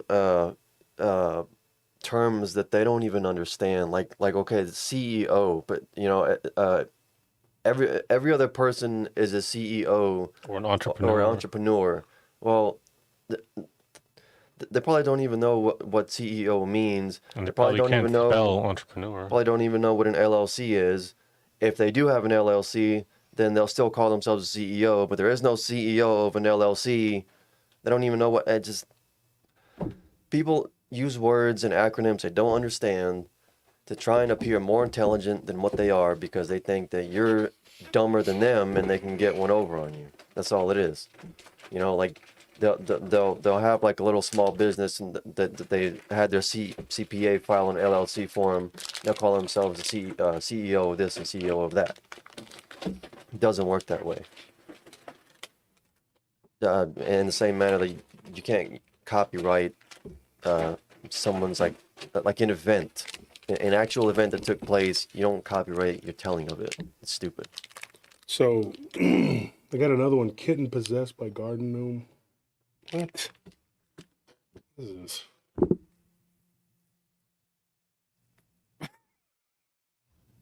I think that's a mistake. That's not a mistake. I think that was supposed. D's messing with me. Way to go, D. I just said that on the air. Like, I just read that. I was like, what? That's another one then? Because it's like stories I need to retell. He snuck that one in there to mess with me. Is he in the chat? I haven't seen him. I don't think so. Well, then again, I haven't really been, like, I've been kind of watching that chat, but not as much. So just. Thank you, Kate. So just, yeah. First off, thank you, Kate. Thank you again. You're always generous with us. That's awesome. But just a quick reminder, mods, just make sure you're gonna be on your toes because, like I said, me and Tony are gonna try and focus more on the stories and not so much on the chat. So. Mm-hmm. We haven't got anything hardly today. Liberty donated. No, Liberty and somebody else, Miguel. Yeah, Miguel. Thank you. Thank you, guys. Those are donated. Nobody's liking us anymore.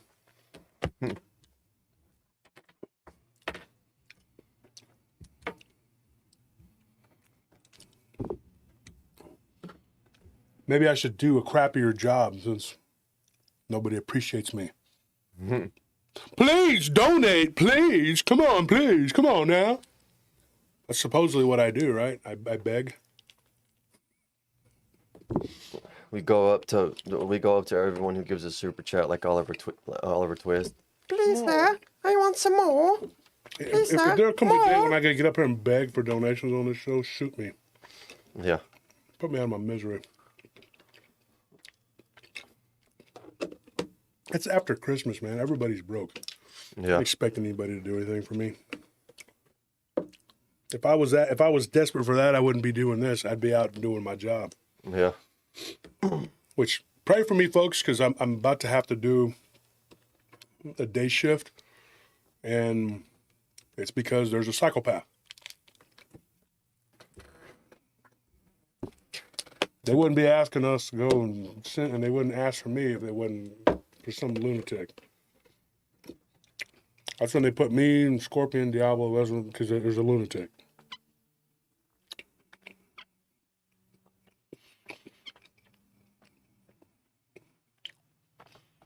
Oh, lead tracker E, don't I know it?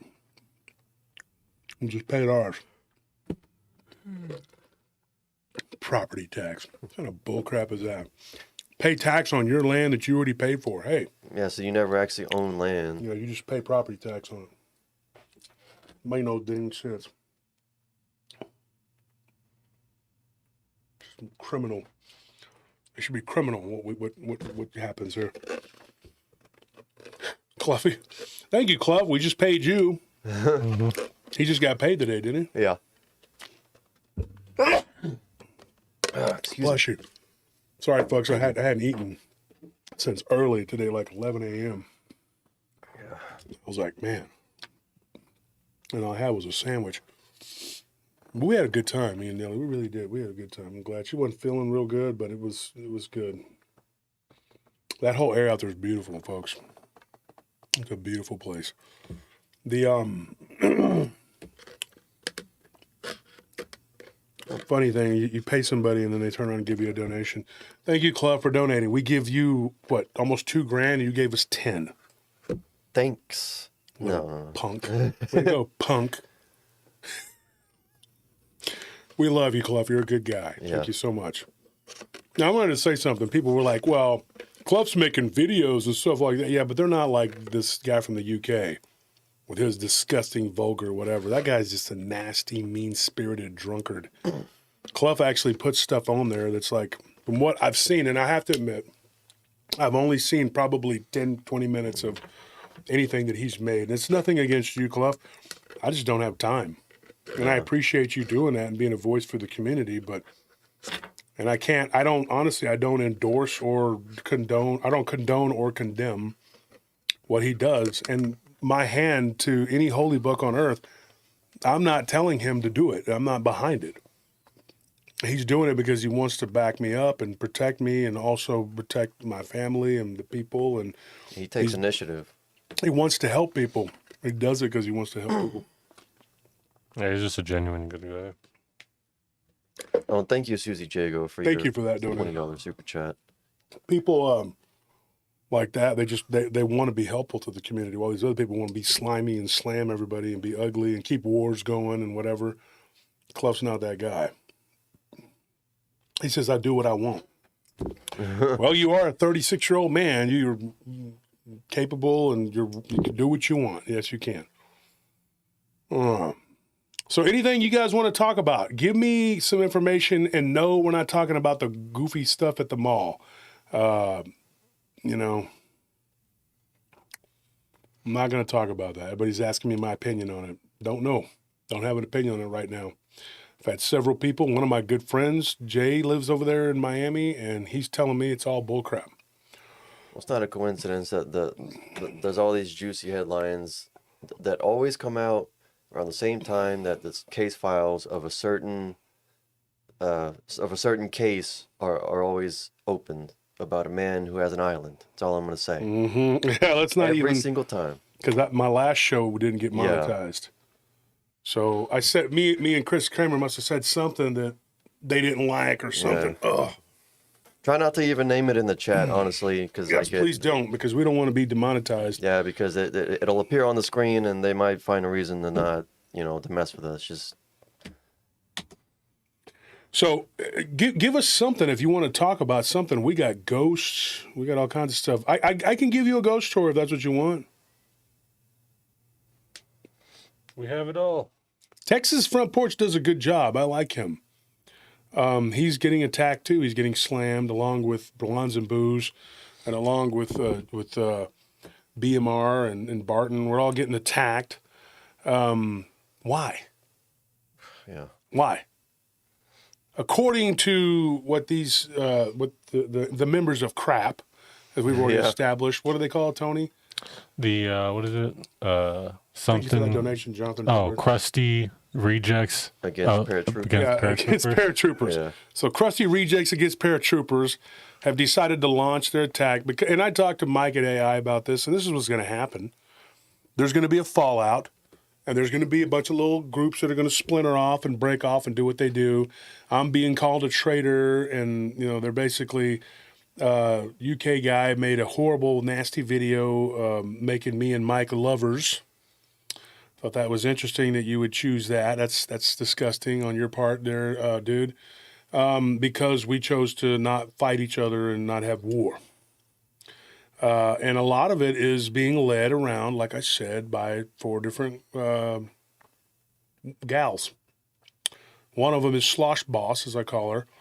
The other one is the Seer. I've been seeing her in the chat everywhere. And then there's another one that's Mike's sister and her little henchwoman, whatever, that just will not stop. And so these people, they want to keep the war going. And then one of Mike's people, Janice, she's going to constantly be a pain. And so obviously you're going to make me have to pursue something legally with you, Janice, because you just don't want to stop, do you? You're just going to keep it going. No, that's what you're going to do. That's what you are. There's 5 of them, I guess. So the 5 witches of Eastwick are angry. But then you have this the dog man shoot. I don't even understand what he's saying. He's so bizarre the way he talks. And then he says, "I'm not going to do this anymore. I'm taking my channel in another direction." You right? Yeah, right? No, wrong, because you don't. Get some help. Go to AA. You and Slosh Boss need to go get some help. Go to AA and get yourself cleaned up. And I'm being serious. You need to do that. Your minds are in the gutter. They're in the wrong place. These people literally have made their channels about attacking people. Can you imagine that? If your whole Isn't channel that supposed to be against guidelines? Yeah, his last video was just me talking for an hour and 40 minutes, and then him jumping in and saying little hateful things, like picking apart everything I was saying, and he was playing my video, which should be not correct. Yeah, that's against that's no longer fair use, because I think for fair use there's like a certain time limit of someone's content that you can. Well, he played a whole hour and 40 minutes of it. Well, it shouldn't be hard to get him in trouble for it then. Well, we've reported it and nothing's happening. But I don't have time, folks, to sit there and psychoanalyze and go over these people. It's really, it's kind of like, I feel sorry for you. I mean, if your life is dedicated to hating people and making videos about people, imagine what's going on in your brain. What's going on up there in your head? I can only imagine what the sesos looks like, the brain. It's like, like I'm a worm and I've just weaved little holes in their brain because that's all they care about is me. Yeah. Your whole life is dedicated to me. It should be dedicated to God. You should be dedicated to your family. You should be dedicated to caring about people and loving people. Why? Why me? What am I doing? What am I so important? I'm so important to you? And you don't need to go defend people. They can defend themselves. I don't know why you think that this is a big crusade. It's really sick. You're sick. You need to get help. And if you don't get help, then it's probably going to keep going. I just, the best help you can get is Christ. I keep saying it, man. If you become a Christian in the truest sense, you will find peace. Find peace. folks, I'm gonna challenge each and every one of you, and I'm gonna get back to telling some stories here. Pray for these people that they will find peace. And I'm not joking. I'm not being facetious or being hard on anybody. They need help. I mean, they need spiritual help. When two people have been at war for 4 months and they decide to bury it and go and end it, but you should be happy. You should be like, okay, good, it's over. No, these people step up their attacks and their guerrilla warfare and start they want to keep it going. They want to keep it going, and they're doing everything they can to keep it going. I can't understand it. I don't understand people who are so warped that you want to see this. Because do you want the community to be torn apart? Are you plants? Were you sent here to do this, to hurt us, to destroy us? Because that's what you're trying to do. Folks, this has to stop. I stopped. I pray for these guys. I don't want to fight these guys anymore. I could have kept going. I mean, I felt like we were doing great. But it's not right. And you're going into the new, the new year, all angry with your heart, angry, whatever. And people are saying, well, there's screenshots of you saying this or saying that. I don't give a crap. We were at war. Yeah, I got screenshots of them saying all kinds of crap. Janice and, they were involved in a conspiracy to try to pin felonies on us. Yeah. They tried to pin felonies on us. Forgive and forget. I don't care. I don't need to be reminded every day of what they did or what they didn't do. Yeah, we could keep going. We could all just really mess each other up and just really go to town on one another. Or we could just let it go and move on. I'm not going to be their friends. I'm not going to be, whatever. I'm not going to have barbecues with them. But what they do and say, as long as my name isn't coming out and being slandered anymore and my family and friends aren't being slandered, I don't care. Let it go. There are people on my team that I've been talking to and telling them, look, chill out, man. I don't want this. We've got to stop. There has to be an end. You can't just keep going on perpetually. You're going to burn out. Yep. You're going to burn yourself out. Let's do this. Let's do right. Okay, folks, I got a good ghost story, if that's okay with y'all. If not, we'll talk about something else. Let's do a quick vote here. The first 10 people make up your mind. Hey, War Criminal, I ain't seen you in a while, man. Thank you. I appreciate that. I think I made the right decision too, but apparently some people just, they come for the drama, Somebody said ghost. Yeah. Cool. Good. That's what we'll do. That's what we do. So going back to Inks Lake, we were talking about this, and I have a whole passel of stories that I've collected over the, and I thought about telling them tonight. I said, you know what? I could wait and I could tell them and do a whole show, hour-long show, and do it for the podcast because we do reach more people that way. But you, my loyal listeners who come and you take care of us and, you're always here listening. We got 522 people right here. The live stream, this is where I feel at home with my people. I love you guys. I really appreciate that you guys show up and you don't all have to donate, but those that do, it's appreciated. And I like being here on Fridays with the guests and then on Sunday. This month we have a bunch of really amazing guests lined up. I think I've gotten it all the way to mid-February. Yeah, and it was like as of yesterday. This is. Let me show you something. Well, I say let me show you something. That doesn't make sense. Let me tell you something. As of yesterday, we only had the guest for next Friday, and then by the end of this afternoon, I already got all the guests lined up for until like mid to late February. That's it. That simple. So if anybody doubts, whatever. So all these people's attacking and all this little stuff that you're doing, it's not working. You're not making people hate me. You're trying to make people go away from me and not help and not do anything and trying to tell people how bad I am and all this other stuff. He's the boogeyman. Nobody's listening. Nobody's listening. And you really do need help. Okay, so anyway, I go in and I said, you know what? I'm going to talk about these stories from Inks Lake, which is really cool. One of these stories I got, and I don't know if there's any past, how do you say it? I don't know what what Like any precedent? yeah, I guess maybe precedent would be the word, but like there's no, like, I couldn't find a history of this, of like why it would be that. But it seems like every lake on the planet has some sort of lady in white, right? Well, this one was interesting because there were two guys around the lake and they were fishing back in the 90s. This was like, I think, 1998. And they were out fishing, and I got this story. A guy said, hey, my grandfather and his brother were out fishing, and this guy's young. He's like 19, all right? So to me, you're a baby. He's like, I'm not. I'm almost 20 years old. I said, you're a kid to me. And I wasn't trying to be rude, Kurt, but you are. So Kurt's dad, his grandfather and his brother were out fishing on the lake back in the late 90s. And he said, dude, he's like, we saw a ghost. And now he says to his grandfather, he's like, they're out at Thanksgiving dinner. And he goes, and I'm going to get that story for you. Well, he did.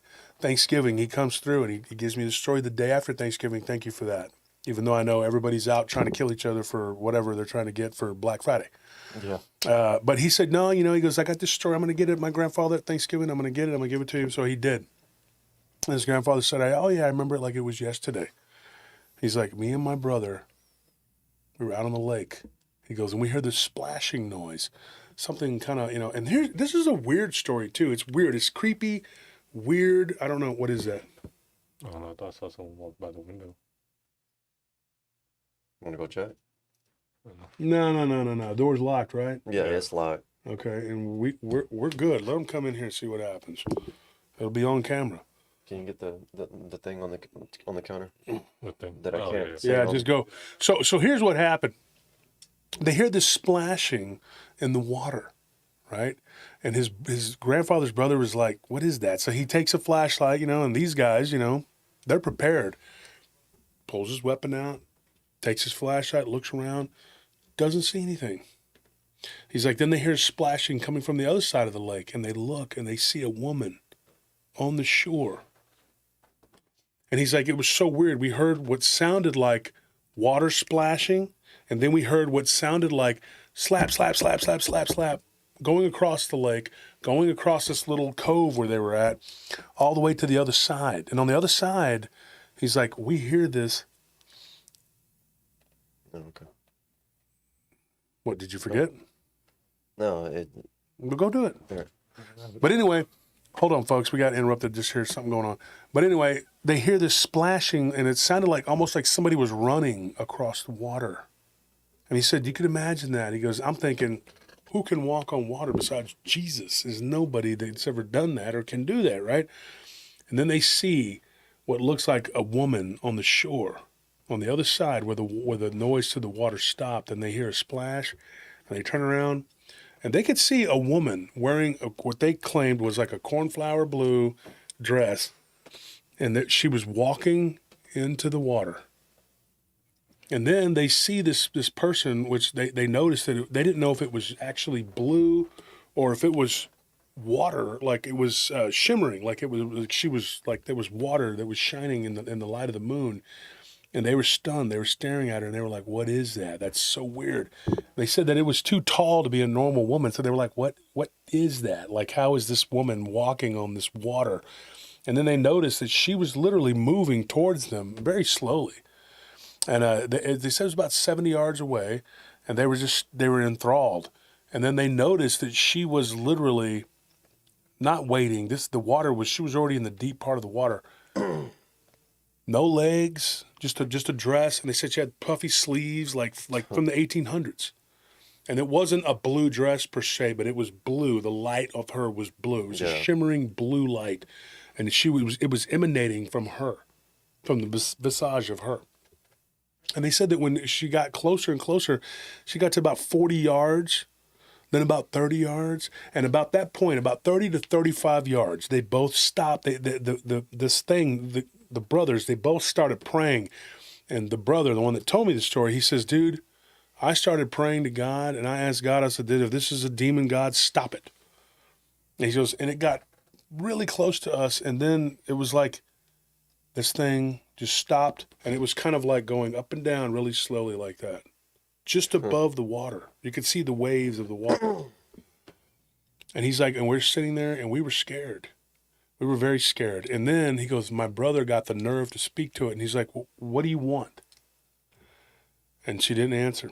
It was a woman wearing blue, or with the blue light, coming off of her. Says it again, what do you want? She said, she put up her hand like that and then went toward them even more. He said, once she got about 20 yards out, he goes, we could see clearly that this was a woman wearing a big dress. He goes, like, it was like from the 1800s. And then she pointed to the water. And he's like, what? You know, what is it? He's like, and then we were both looking down in the water, and we look up, and she was gone. Just like that. So I don't know, like and I didn't have really a chance to research it or find out if there were more stories about this particular lake and a woman in blue, or a woman that shimmers in blue. I've never heard anybody else talk about it. But that's a weird story. And it just always seems like there's something like that, you know. And then they got their boat and they took off real fast and they got away from that area. Now, I had another one similar to that out of Granger Lake. And now we were talking about Granger Lake, was it last year, the year before, about 2 years ago? Mm-hmm. And we covered some stuff in Lake, Eddie, I don't know. I have no idea. But if she's from the 1800s, there's not going to be, you know, I don't know what there would be. But there's a story that I got of a woman in white that came floating across Granger Lake near the dam, these guys that were fishing. And this image of this woman came really, really close to them. And they estimated that she was probably only about 100 feet from them. And then literally folded up into like a ball of light about that big. And then zoomed toward them and then went over their heads. And these people are really good friends with my cousin. And I talked to these people face to face. And they said, dude, and they saw that once. They saw it twice. The very next day, they were out there again, and they see a woman in white come up to the edge of the shore, same spot, and go into the water. Get this, she went down into the water and just never came back out. And it was the same woman from the night before. And they were freaked out at that point. They just left, and they were like, you know what, we can go fish somewhere else. Yeah. This is too weird. That same area, too, we've had people see what they thought was Hogzilla. They estimated that it was probably a 2,000-pound hog that was carrying a coyote in its mouth. And that was a story we got just a few weeks ago. That happened back in November. That literally just happened in that same spot. And then in that same spot, we've also heard of the headless ghost coming out and chasing people. There's two different headless ghosts there. One is on horseback, and one was a convict that was hung at Hoxie Bridge for being mouthy, not doing his job, and decided he wasn't going to. I think the story was he was a former bank robber or something, but they hung him to, I guess, show the other convicts that, yeah, you're going to build this bridge. Yeah, make an example of him, and his head came off. Other stories claim that, and these are like news stories too, but there's a couple different ones that are prevalent. One is that he was hung, and then when his head came off, they hung him upside down and left him there to the duration of it, you know. And then another story was that he was actually shot with a shotgun, had his head blown off, and they just hung him by his feet. Took his boots off and just hung him upside down. Either way, some horrific stuff. Pretty brutal. Yeah. But back then, you know, that was in the 1920s.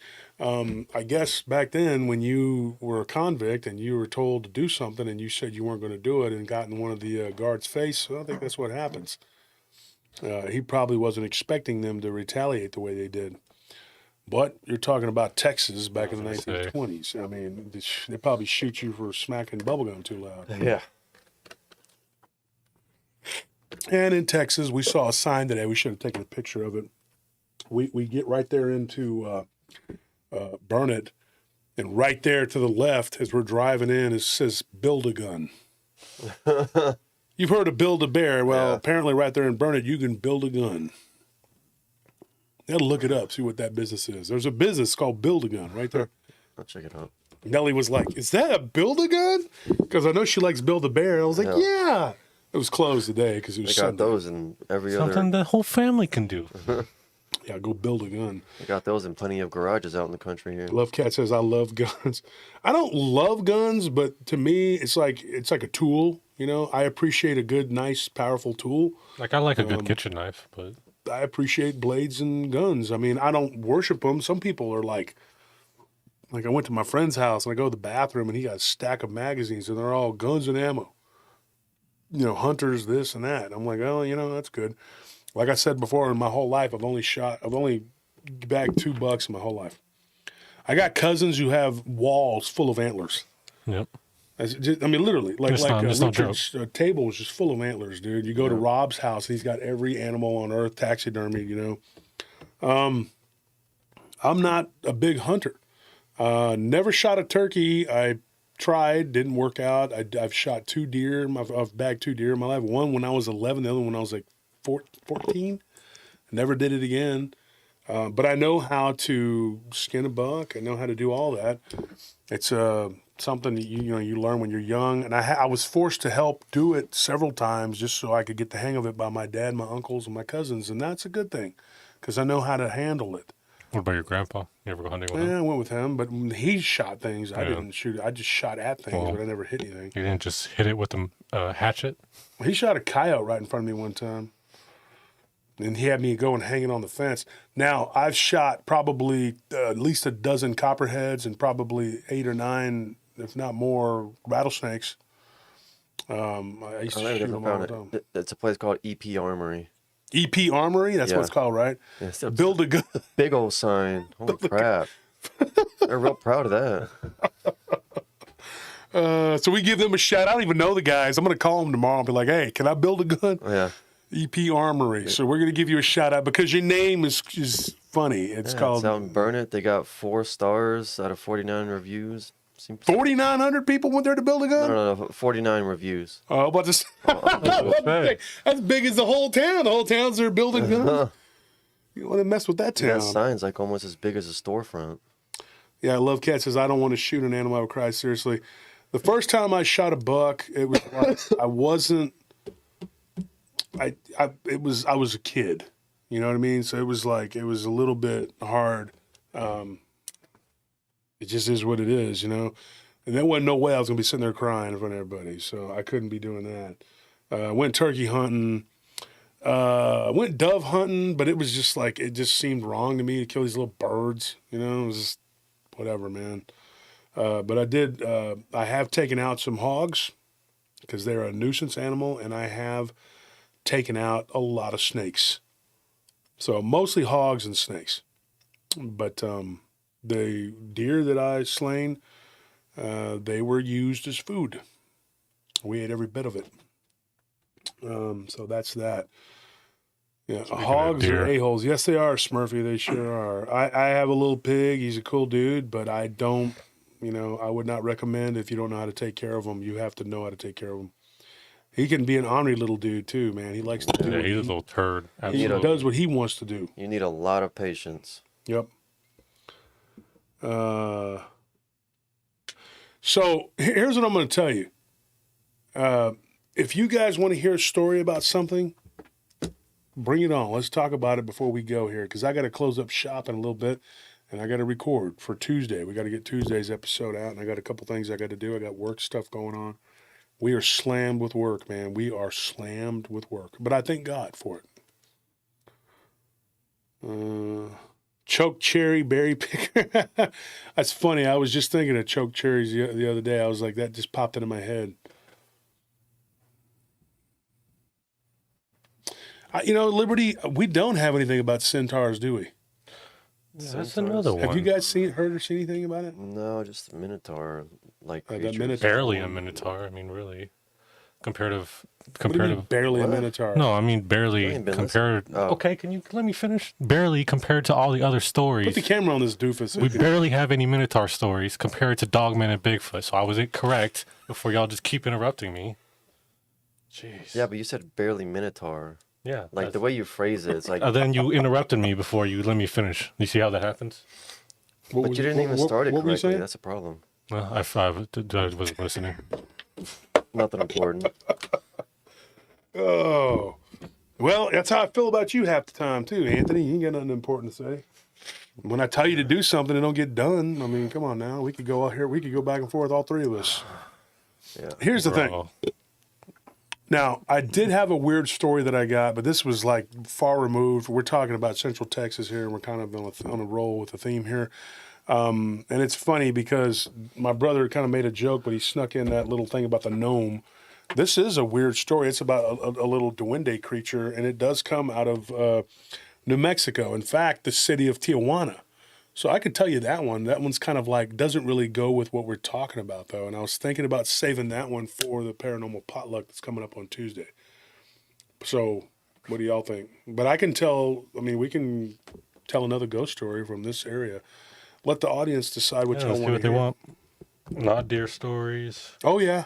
We got some not deer. Yeah. Especially after I said something about the not deer that well, I'm not going to say we saw a not deer because Bettina's crazy when she's like, oh my God, we saw it. No, to be fair, Starts screaming. 50% of that was herself hyping herself up. Like, she was out there like, I want to see something. I want to see something. And the very first thing she sees, it's like a standing deer. And me and Anthony were back there just like trying to get some sleep because we're used to that area. Dude, the moment I laid my head back and closed my eyes like this, I just hear Then two other screams. Yeah, and then two other screams came from Nellie and Maddie. And then Maddie was like, did I scream too? Who screamed? Did you scream No, too? the worst was Bettina. Bettina was the worst. But and then she said, who screamed? I said, you screamed. Everybody screamed. I didn't. Y'all didn't. But the girls were all screaming at the top of their lungs. I guess because like we work in dark forested areas sometimes. So like that doesn't really bother us. It's like, it's one of those things where it's like, as long as I'm inside the car, I'm okay. Maddie says, I did not scream. Yeah, you did. Yeah, you did. Liar. You a liar. So, okay, Miguel Garrett says, dinosaur stories, immortal stories. Do we have anything with the immortals? I don't think it's been a while. But that's one of those came things. Up, you guys would know. You know, the thing about immortals is they're never really going to go away. So we'll get a story eventually. We'll talk about them again in 10 years. Vampires. Actually, Gwen, I just decided that the next book after the MK Ultra would be vampires. Now, I was told that I'm making a mistake writing the MK Ultra book, that it's not a popular subject. Now, you in the audience here, give me your feedback. Let me know if you think that that's a mistake. Am I making a mistake writing that book? Are people not going to buy it? I don't know. Gargoyles or other winged creatures. See, that is the thing, Indy. When I was talking with Anne Celine about this, who she has agreed to, because she's into vampires big time, and so is Scorpion, those two in particular, they're going to be kind of like consultants for me on the book. And so we talked extensively about, and of course Anthony and Tony too, what makes a vampire as opposed to like a winged humanoid. So... Mm-hmm. Is it just the act? Sarah Martinez talking about strip club. We ain't talking about no strip club. What are you talking about? I think someone said they wanted to hear stories about, like they had a whole list: strip club stories, zombies, etc., werewolf witches. But I don't really know what strip club stories would be. Just areas around a strip club, maybe, like something scary that happened near. I mean, I'm sure there is some pretty bad, weird stuff happens in there. It's a bad energy area. Dark energy in there. Yeah. I've got stories from strip clubs of it's always just people seeing like shadows moving around or slithering around on top of people. Well, there was one strip club story I got out of it was in Tampa Bay. It was in Tampa Bay, and this is crazy, and you know, because I was sitting there talking. Who was I talking to? I want to say it was Albert Rosales, but I can't remember. I was talking to somebody, and I can't remember if it was Albert or not. Somebody that lives there. There's a researcher, and they were telling me, was it Garitano? No, I don't think it was Garitano. It was somebody I was talking to, folks, and they gave me a story. They said there's a girl that I know that used to work at a strip club there in Tampa Bay. I'll tell you this one. Actually, I'll tell you this one. This one is really creepy. And 3 other girls that worked with her. Well, this woman that told the story to this person, and I can't remember who it was that told me now, but I remember the story, and I think Nellie would know because I think she was sitting right there with me, and we were talking to this individual. If Maddie's in the chat, Maddie, if she's in the chat, her and Phil, I think, were on the phone with us. I can't remember. I talked to so many people about so many things. Like, gosh, dog it.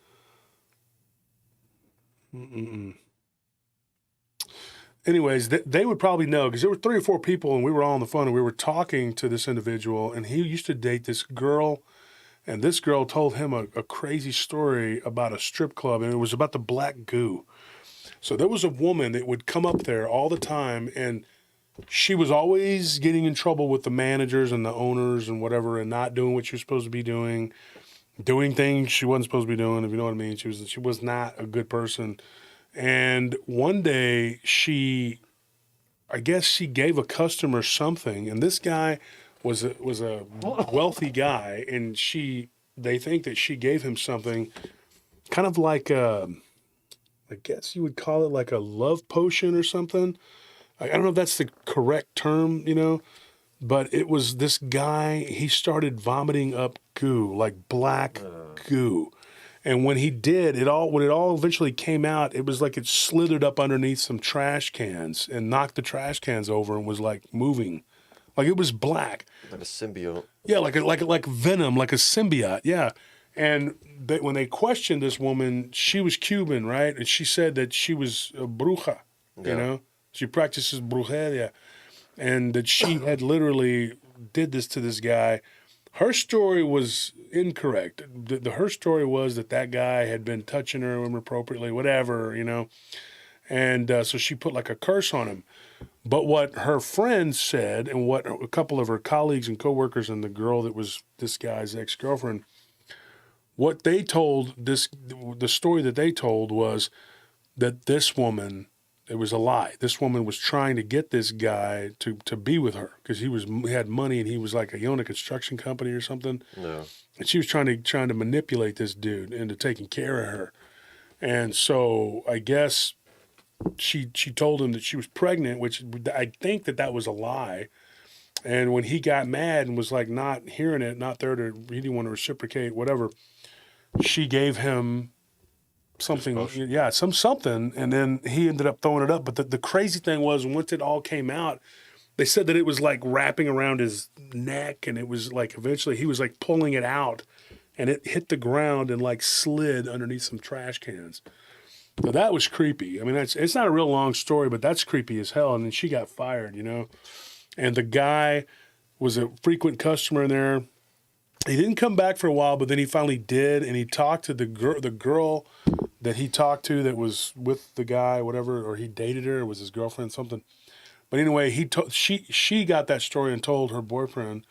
But she said that he was basically like saying that after that he was seeing shadows and stuff around his apartment to the point where he moved out of that apartment and moved into another place.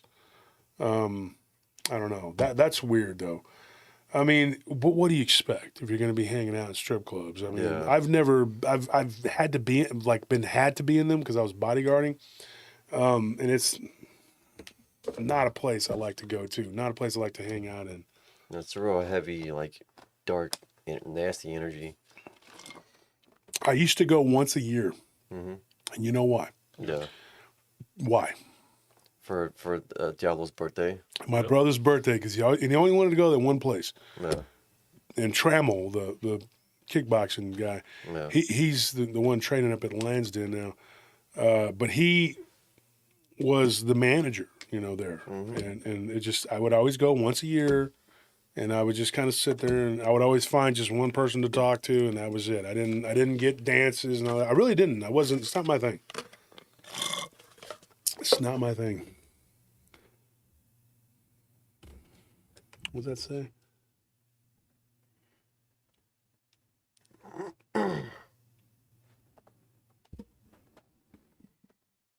Let me look at something real quick here.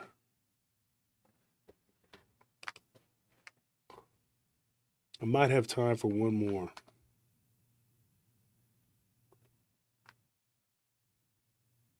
We probably need to go in the next 10 minutes or so. Don't they have buffets at strip clubs? I don't think so. Not around here, they don't. That's a very interesting business model. Cohacken Hannon says ghost lizard black pyramid in Alaska grave story. Jeez, it's very specific. I think Liberty asked if there were any dinosaurs in Texas. Oh yeah, Definitely. We've got all didn't kinds. we drop the South Texas one? Yeah, that was the last Tuesday episode we dropped. Go check out the last Tuesday episode. Liberty, listen to the South Texas episode that we just dropped on last Tuesday. We didn't do a show on this past Thursday, but we'll be on Tuesday and Thursday of this coming week. Yeah. Eddie Patch, come on, man. The Mothers of Darkness Castle. What is that? She Rocks. What is that?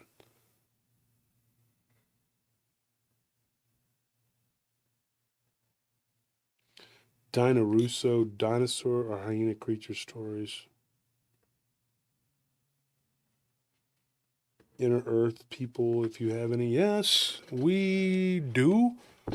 Weren't we gearing up though to do one on the Inner Earth? Like we're gonna, and then we have the story of Petra.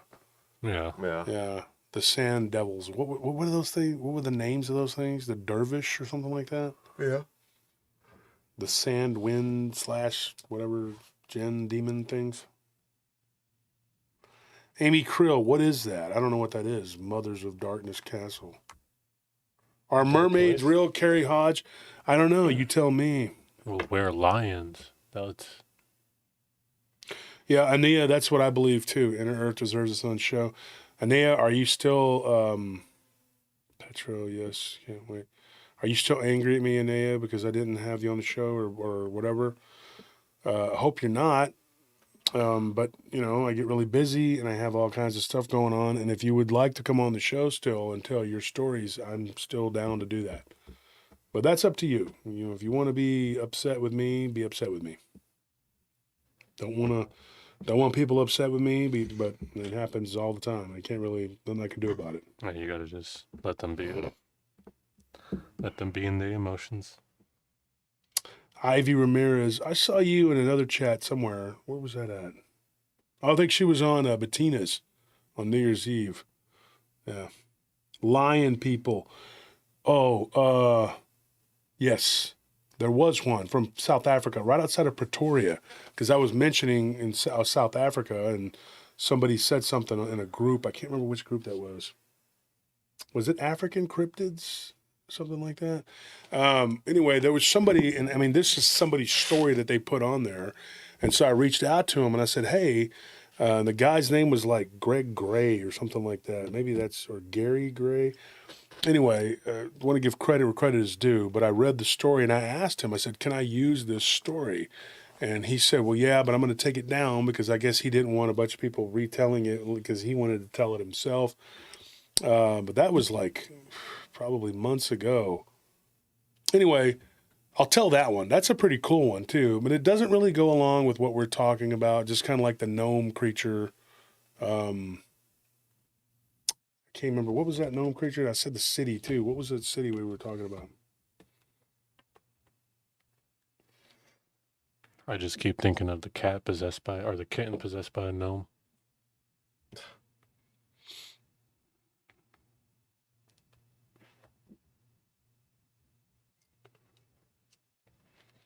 Trying to think of what I said it earlier on the show about the gnome, and now I don't.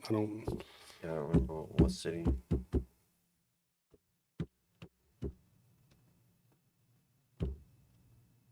John Henry Patterson. Yeah, of course.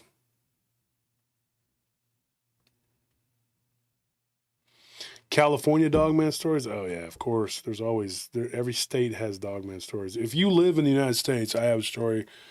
Probably from your state. I mean, there's something. I've gotten so many Dogman stories. I got one recently, though, that sounded really good. It was out of Maryland.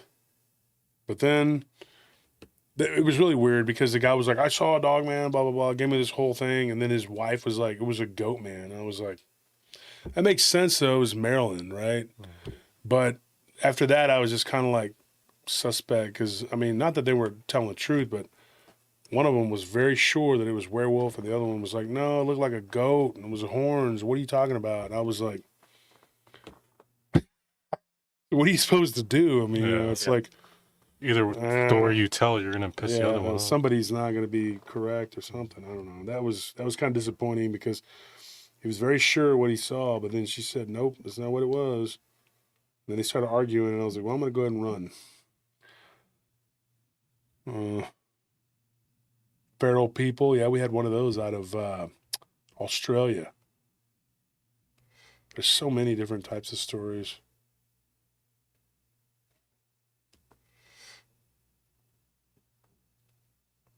I don't know. Before we run, though, what do we do? Do we tell the story? What was that? It's the AC coming on. It's like something tapped the glass. I think it was just like a pressure change. Weird pressure change. That was weird. That really sounded like somebody tapping the glass. Tijuana. Yeah, I was gonna say. Yeah. Thank you, Juan Martinez, for that, man. I gotta find that one. I don't know where it's at. It's not on here. I had it on here a minute ago. I don't know what I did with it. Yeah, it was out of Tijuana. Thank you for people who pay attention, because I'm sitting here like all over the place. So, but we need to finish up here. Well, I guess this is. Go ahead. I was gonna say, give us one about leprechauns. Well, Maddie and Nelly aren't here right now, so I don't think that'll I was work. gonna say, I don't think we have any leprechaun story. Well, I mean, nothing that you can say definitively that it's a leprechaun. Nobody that's given us a story. Like, Hey, how are you supposed? I guess if like you follow it to a pot of gold, is that the only way to tell? Well, you know that thing that you classified as a leprechaun, the story was given to me and my brother. Yeah. That to me would be like a leprechaun because of the way of the description. You know, I don't really have anybody who's come to me and said, "Hey, I saw a leprechaun." Miguel, get us Cyclops stories.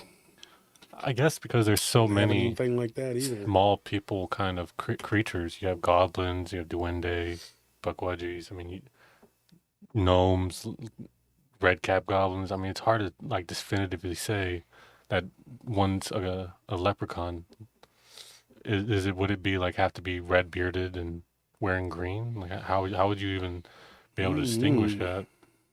Like what I guess what kind of traits does a leprechaun have that are uniquely to itself? What would constitute a leprechaun? A little pilgrim hat? Maybe if he was wearing them little buckle shoes or something. Maybe he has Lucky Charms. I don't know. I mean, people in Ireland talk about little people and creatures and stuff, but I mean, I don't. I mean, would that make it a leprechaun just because it's from Ireland? I don't know. Britt Lawfer holding a tiny pint of Guinness. And I think he has to be like this too, like fighting. Like he's got to be like thick, heavy accent. The mascot from the Fighting Irish in Notre Dame.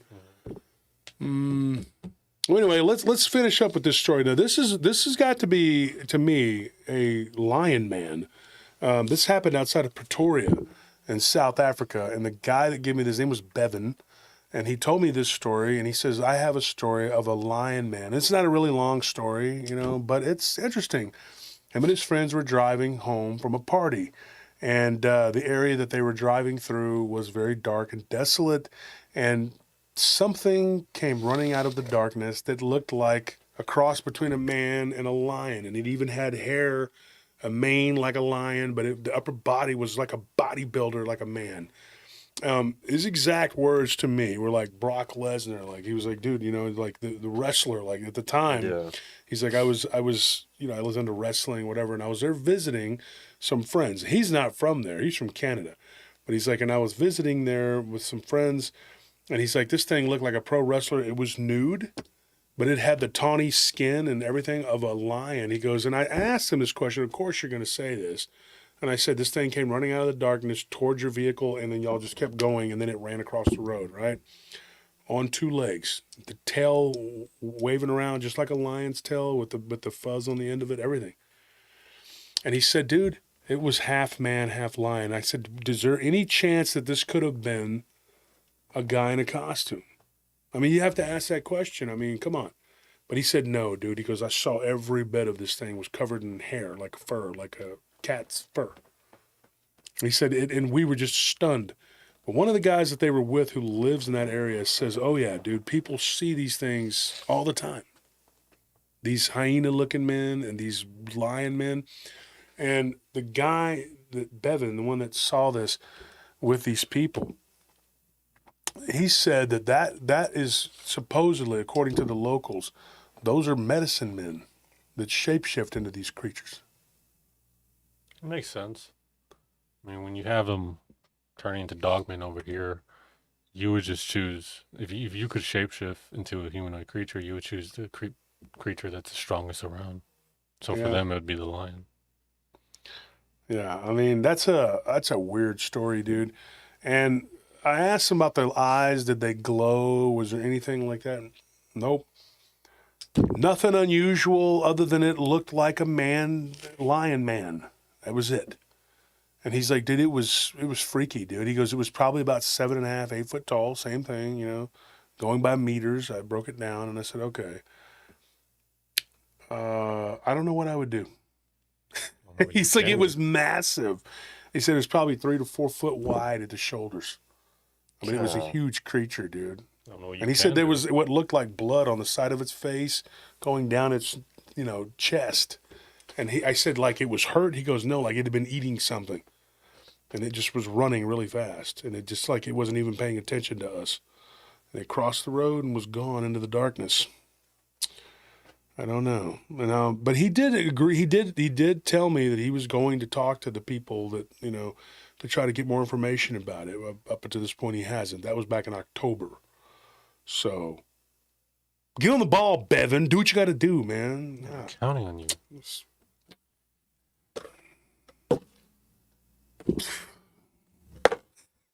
Next time we do, like always. I'll be on somebody's video doing that. Oh, look how he treats people to give them stories. Yeah.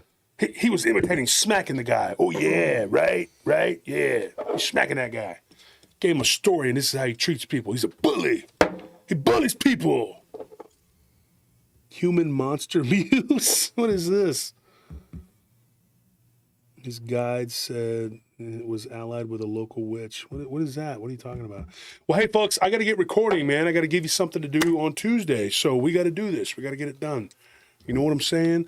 Thank you for everybody who donated. I understand that money's tight right now. It's just the way it is. It's after Christmas, man. Everybody's broke as a joke.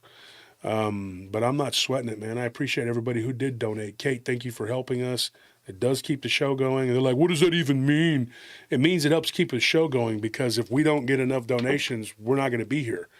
We're going to be working and doing other stuff. The only way that we're able to all three be here is if we make a certain amount of money because we lose a bunch of money if us three don't work. I mean, as you guys have seen in the past. And I mean, Tony can go to work and make $300 a night. Anthony can too. And so can I. So it's just like, well, actually, let me see here. Let me do the math. I mean, you make more than that. Well, I do, but I make money without even going. But let's see here. You work 10. Man, you were overpaid, dude. Man. I think we need to have a talk. No, it's not 200. I mean, it's not 300, but you make about 250. So, Anthony, you make, because of your rank or whatever, you make about 280? Yeah. Something like that. Yeah, So we're sacrificing quite a bit of money to be here. So we like it. We like being here. We like talking to you guys. But like I said, if it comes to the point where Friday and Sunday and we're losing money, well, then we got to figure something out. May have to cut a day or two off.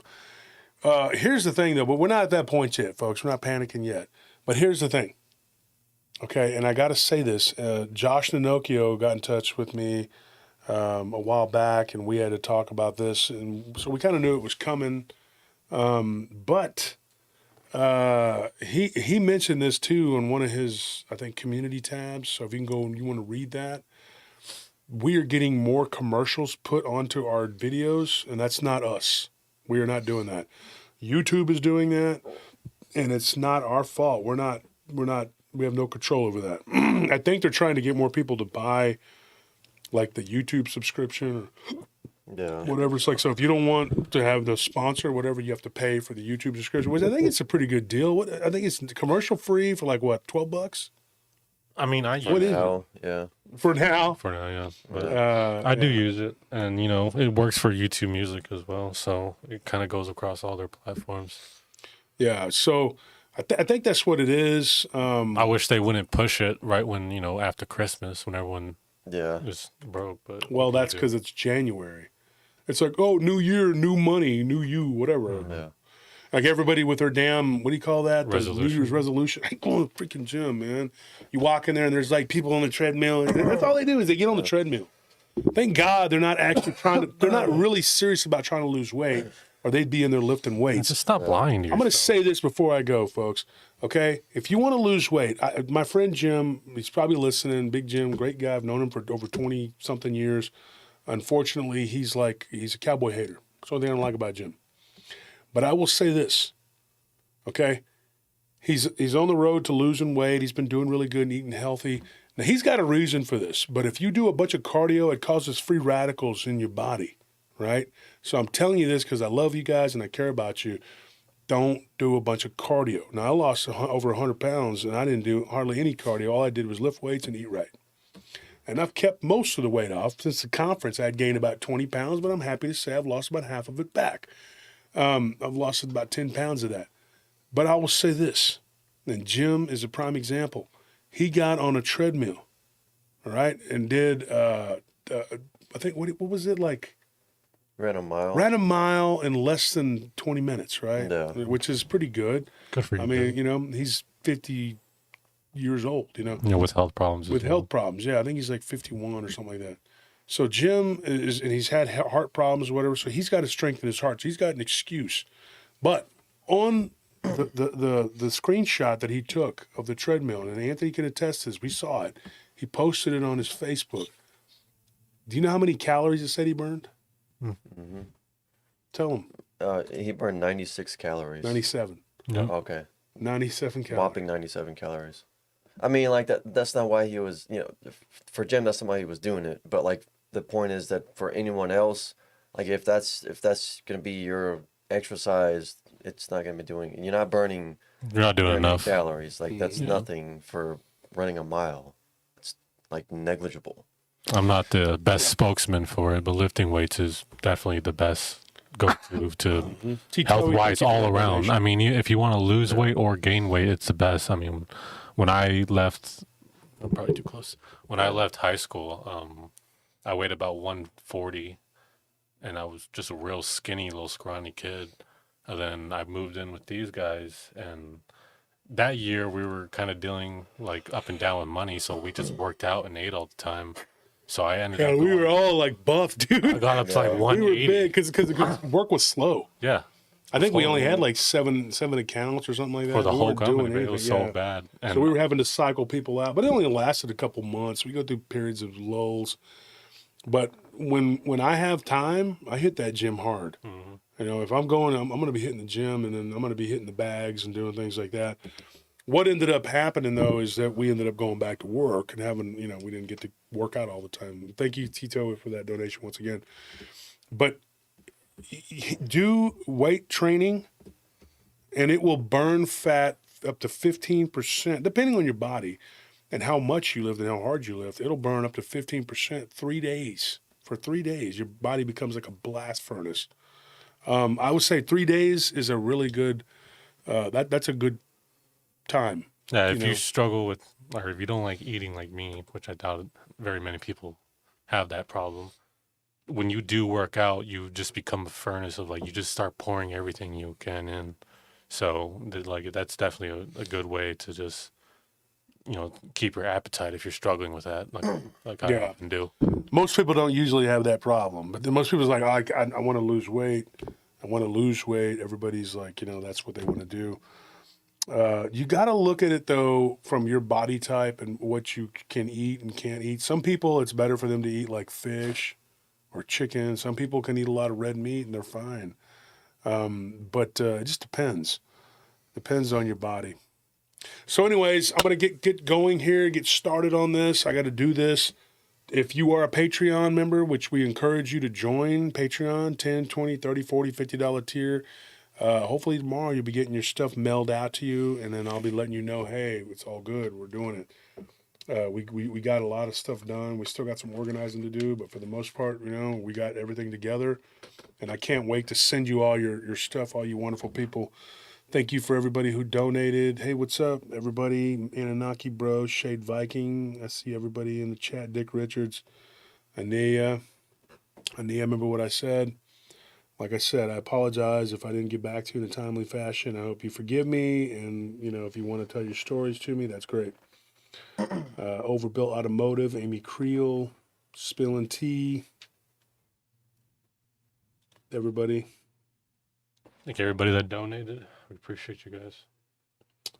Nina Sinclair, Joyce Perfecto. There was one other thing. Ona Johnson's husband fell from a 10 to 12 foot A boom truck. boom truck, broke his back in 5 places. Please say prayers for him. And Peter, one of my jewelers who actually crafted my wedding ring, has prostate cancer. He's a Vietnamese Christian, very wonderful guy, and very, very good people. We've worked with them and for them, and they've worked for us and done things for us, and we're very close with them. And if you could say a prayer for him, I don't want anything to happen to Peter. He's a great guy. So everybody, thank you for donating, and good night.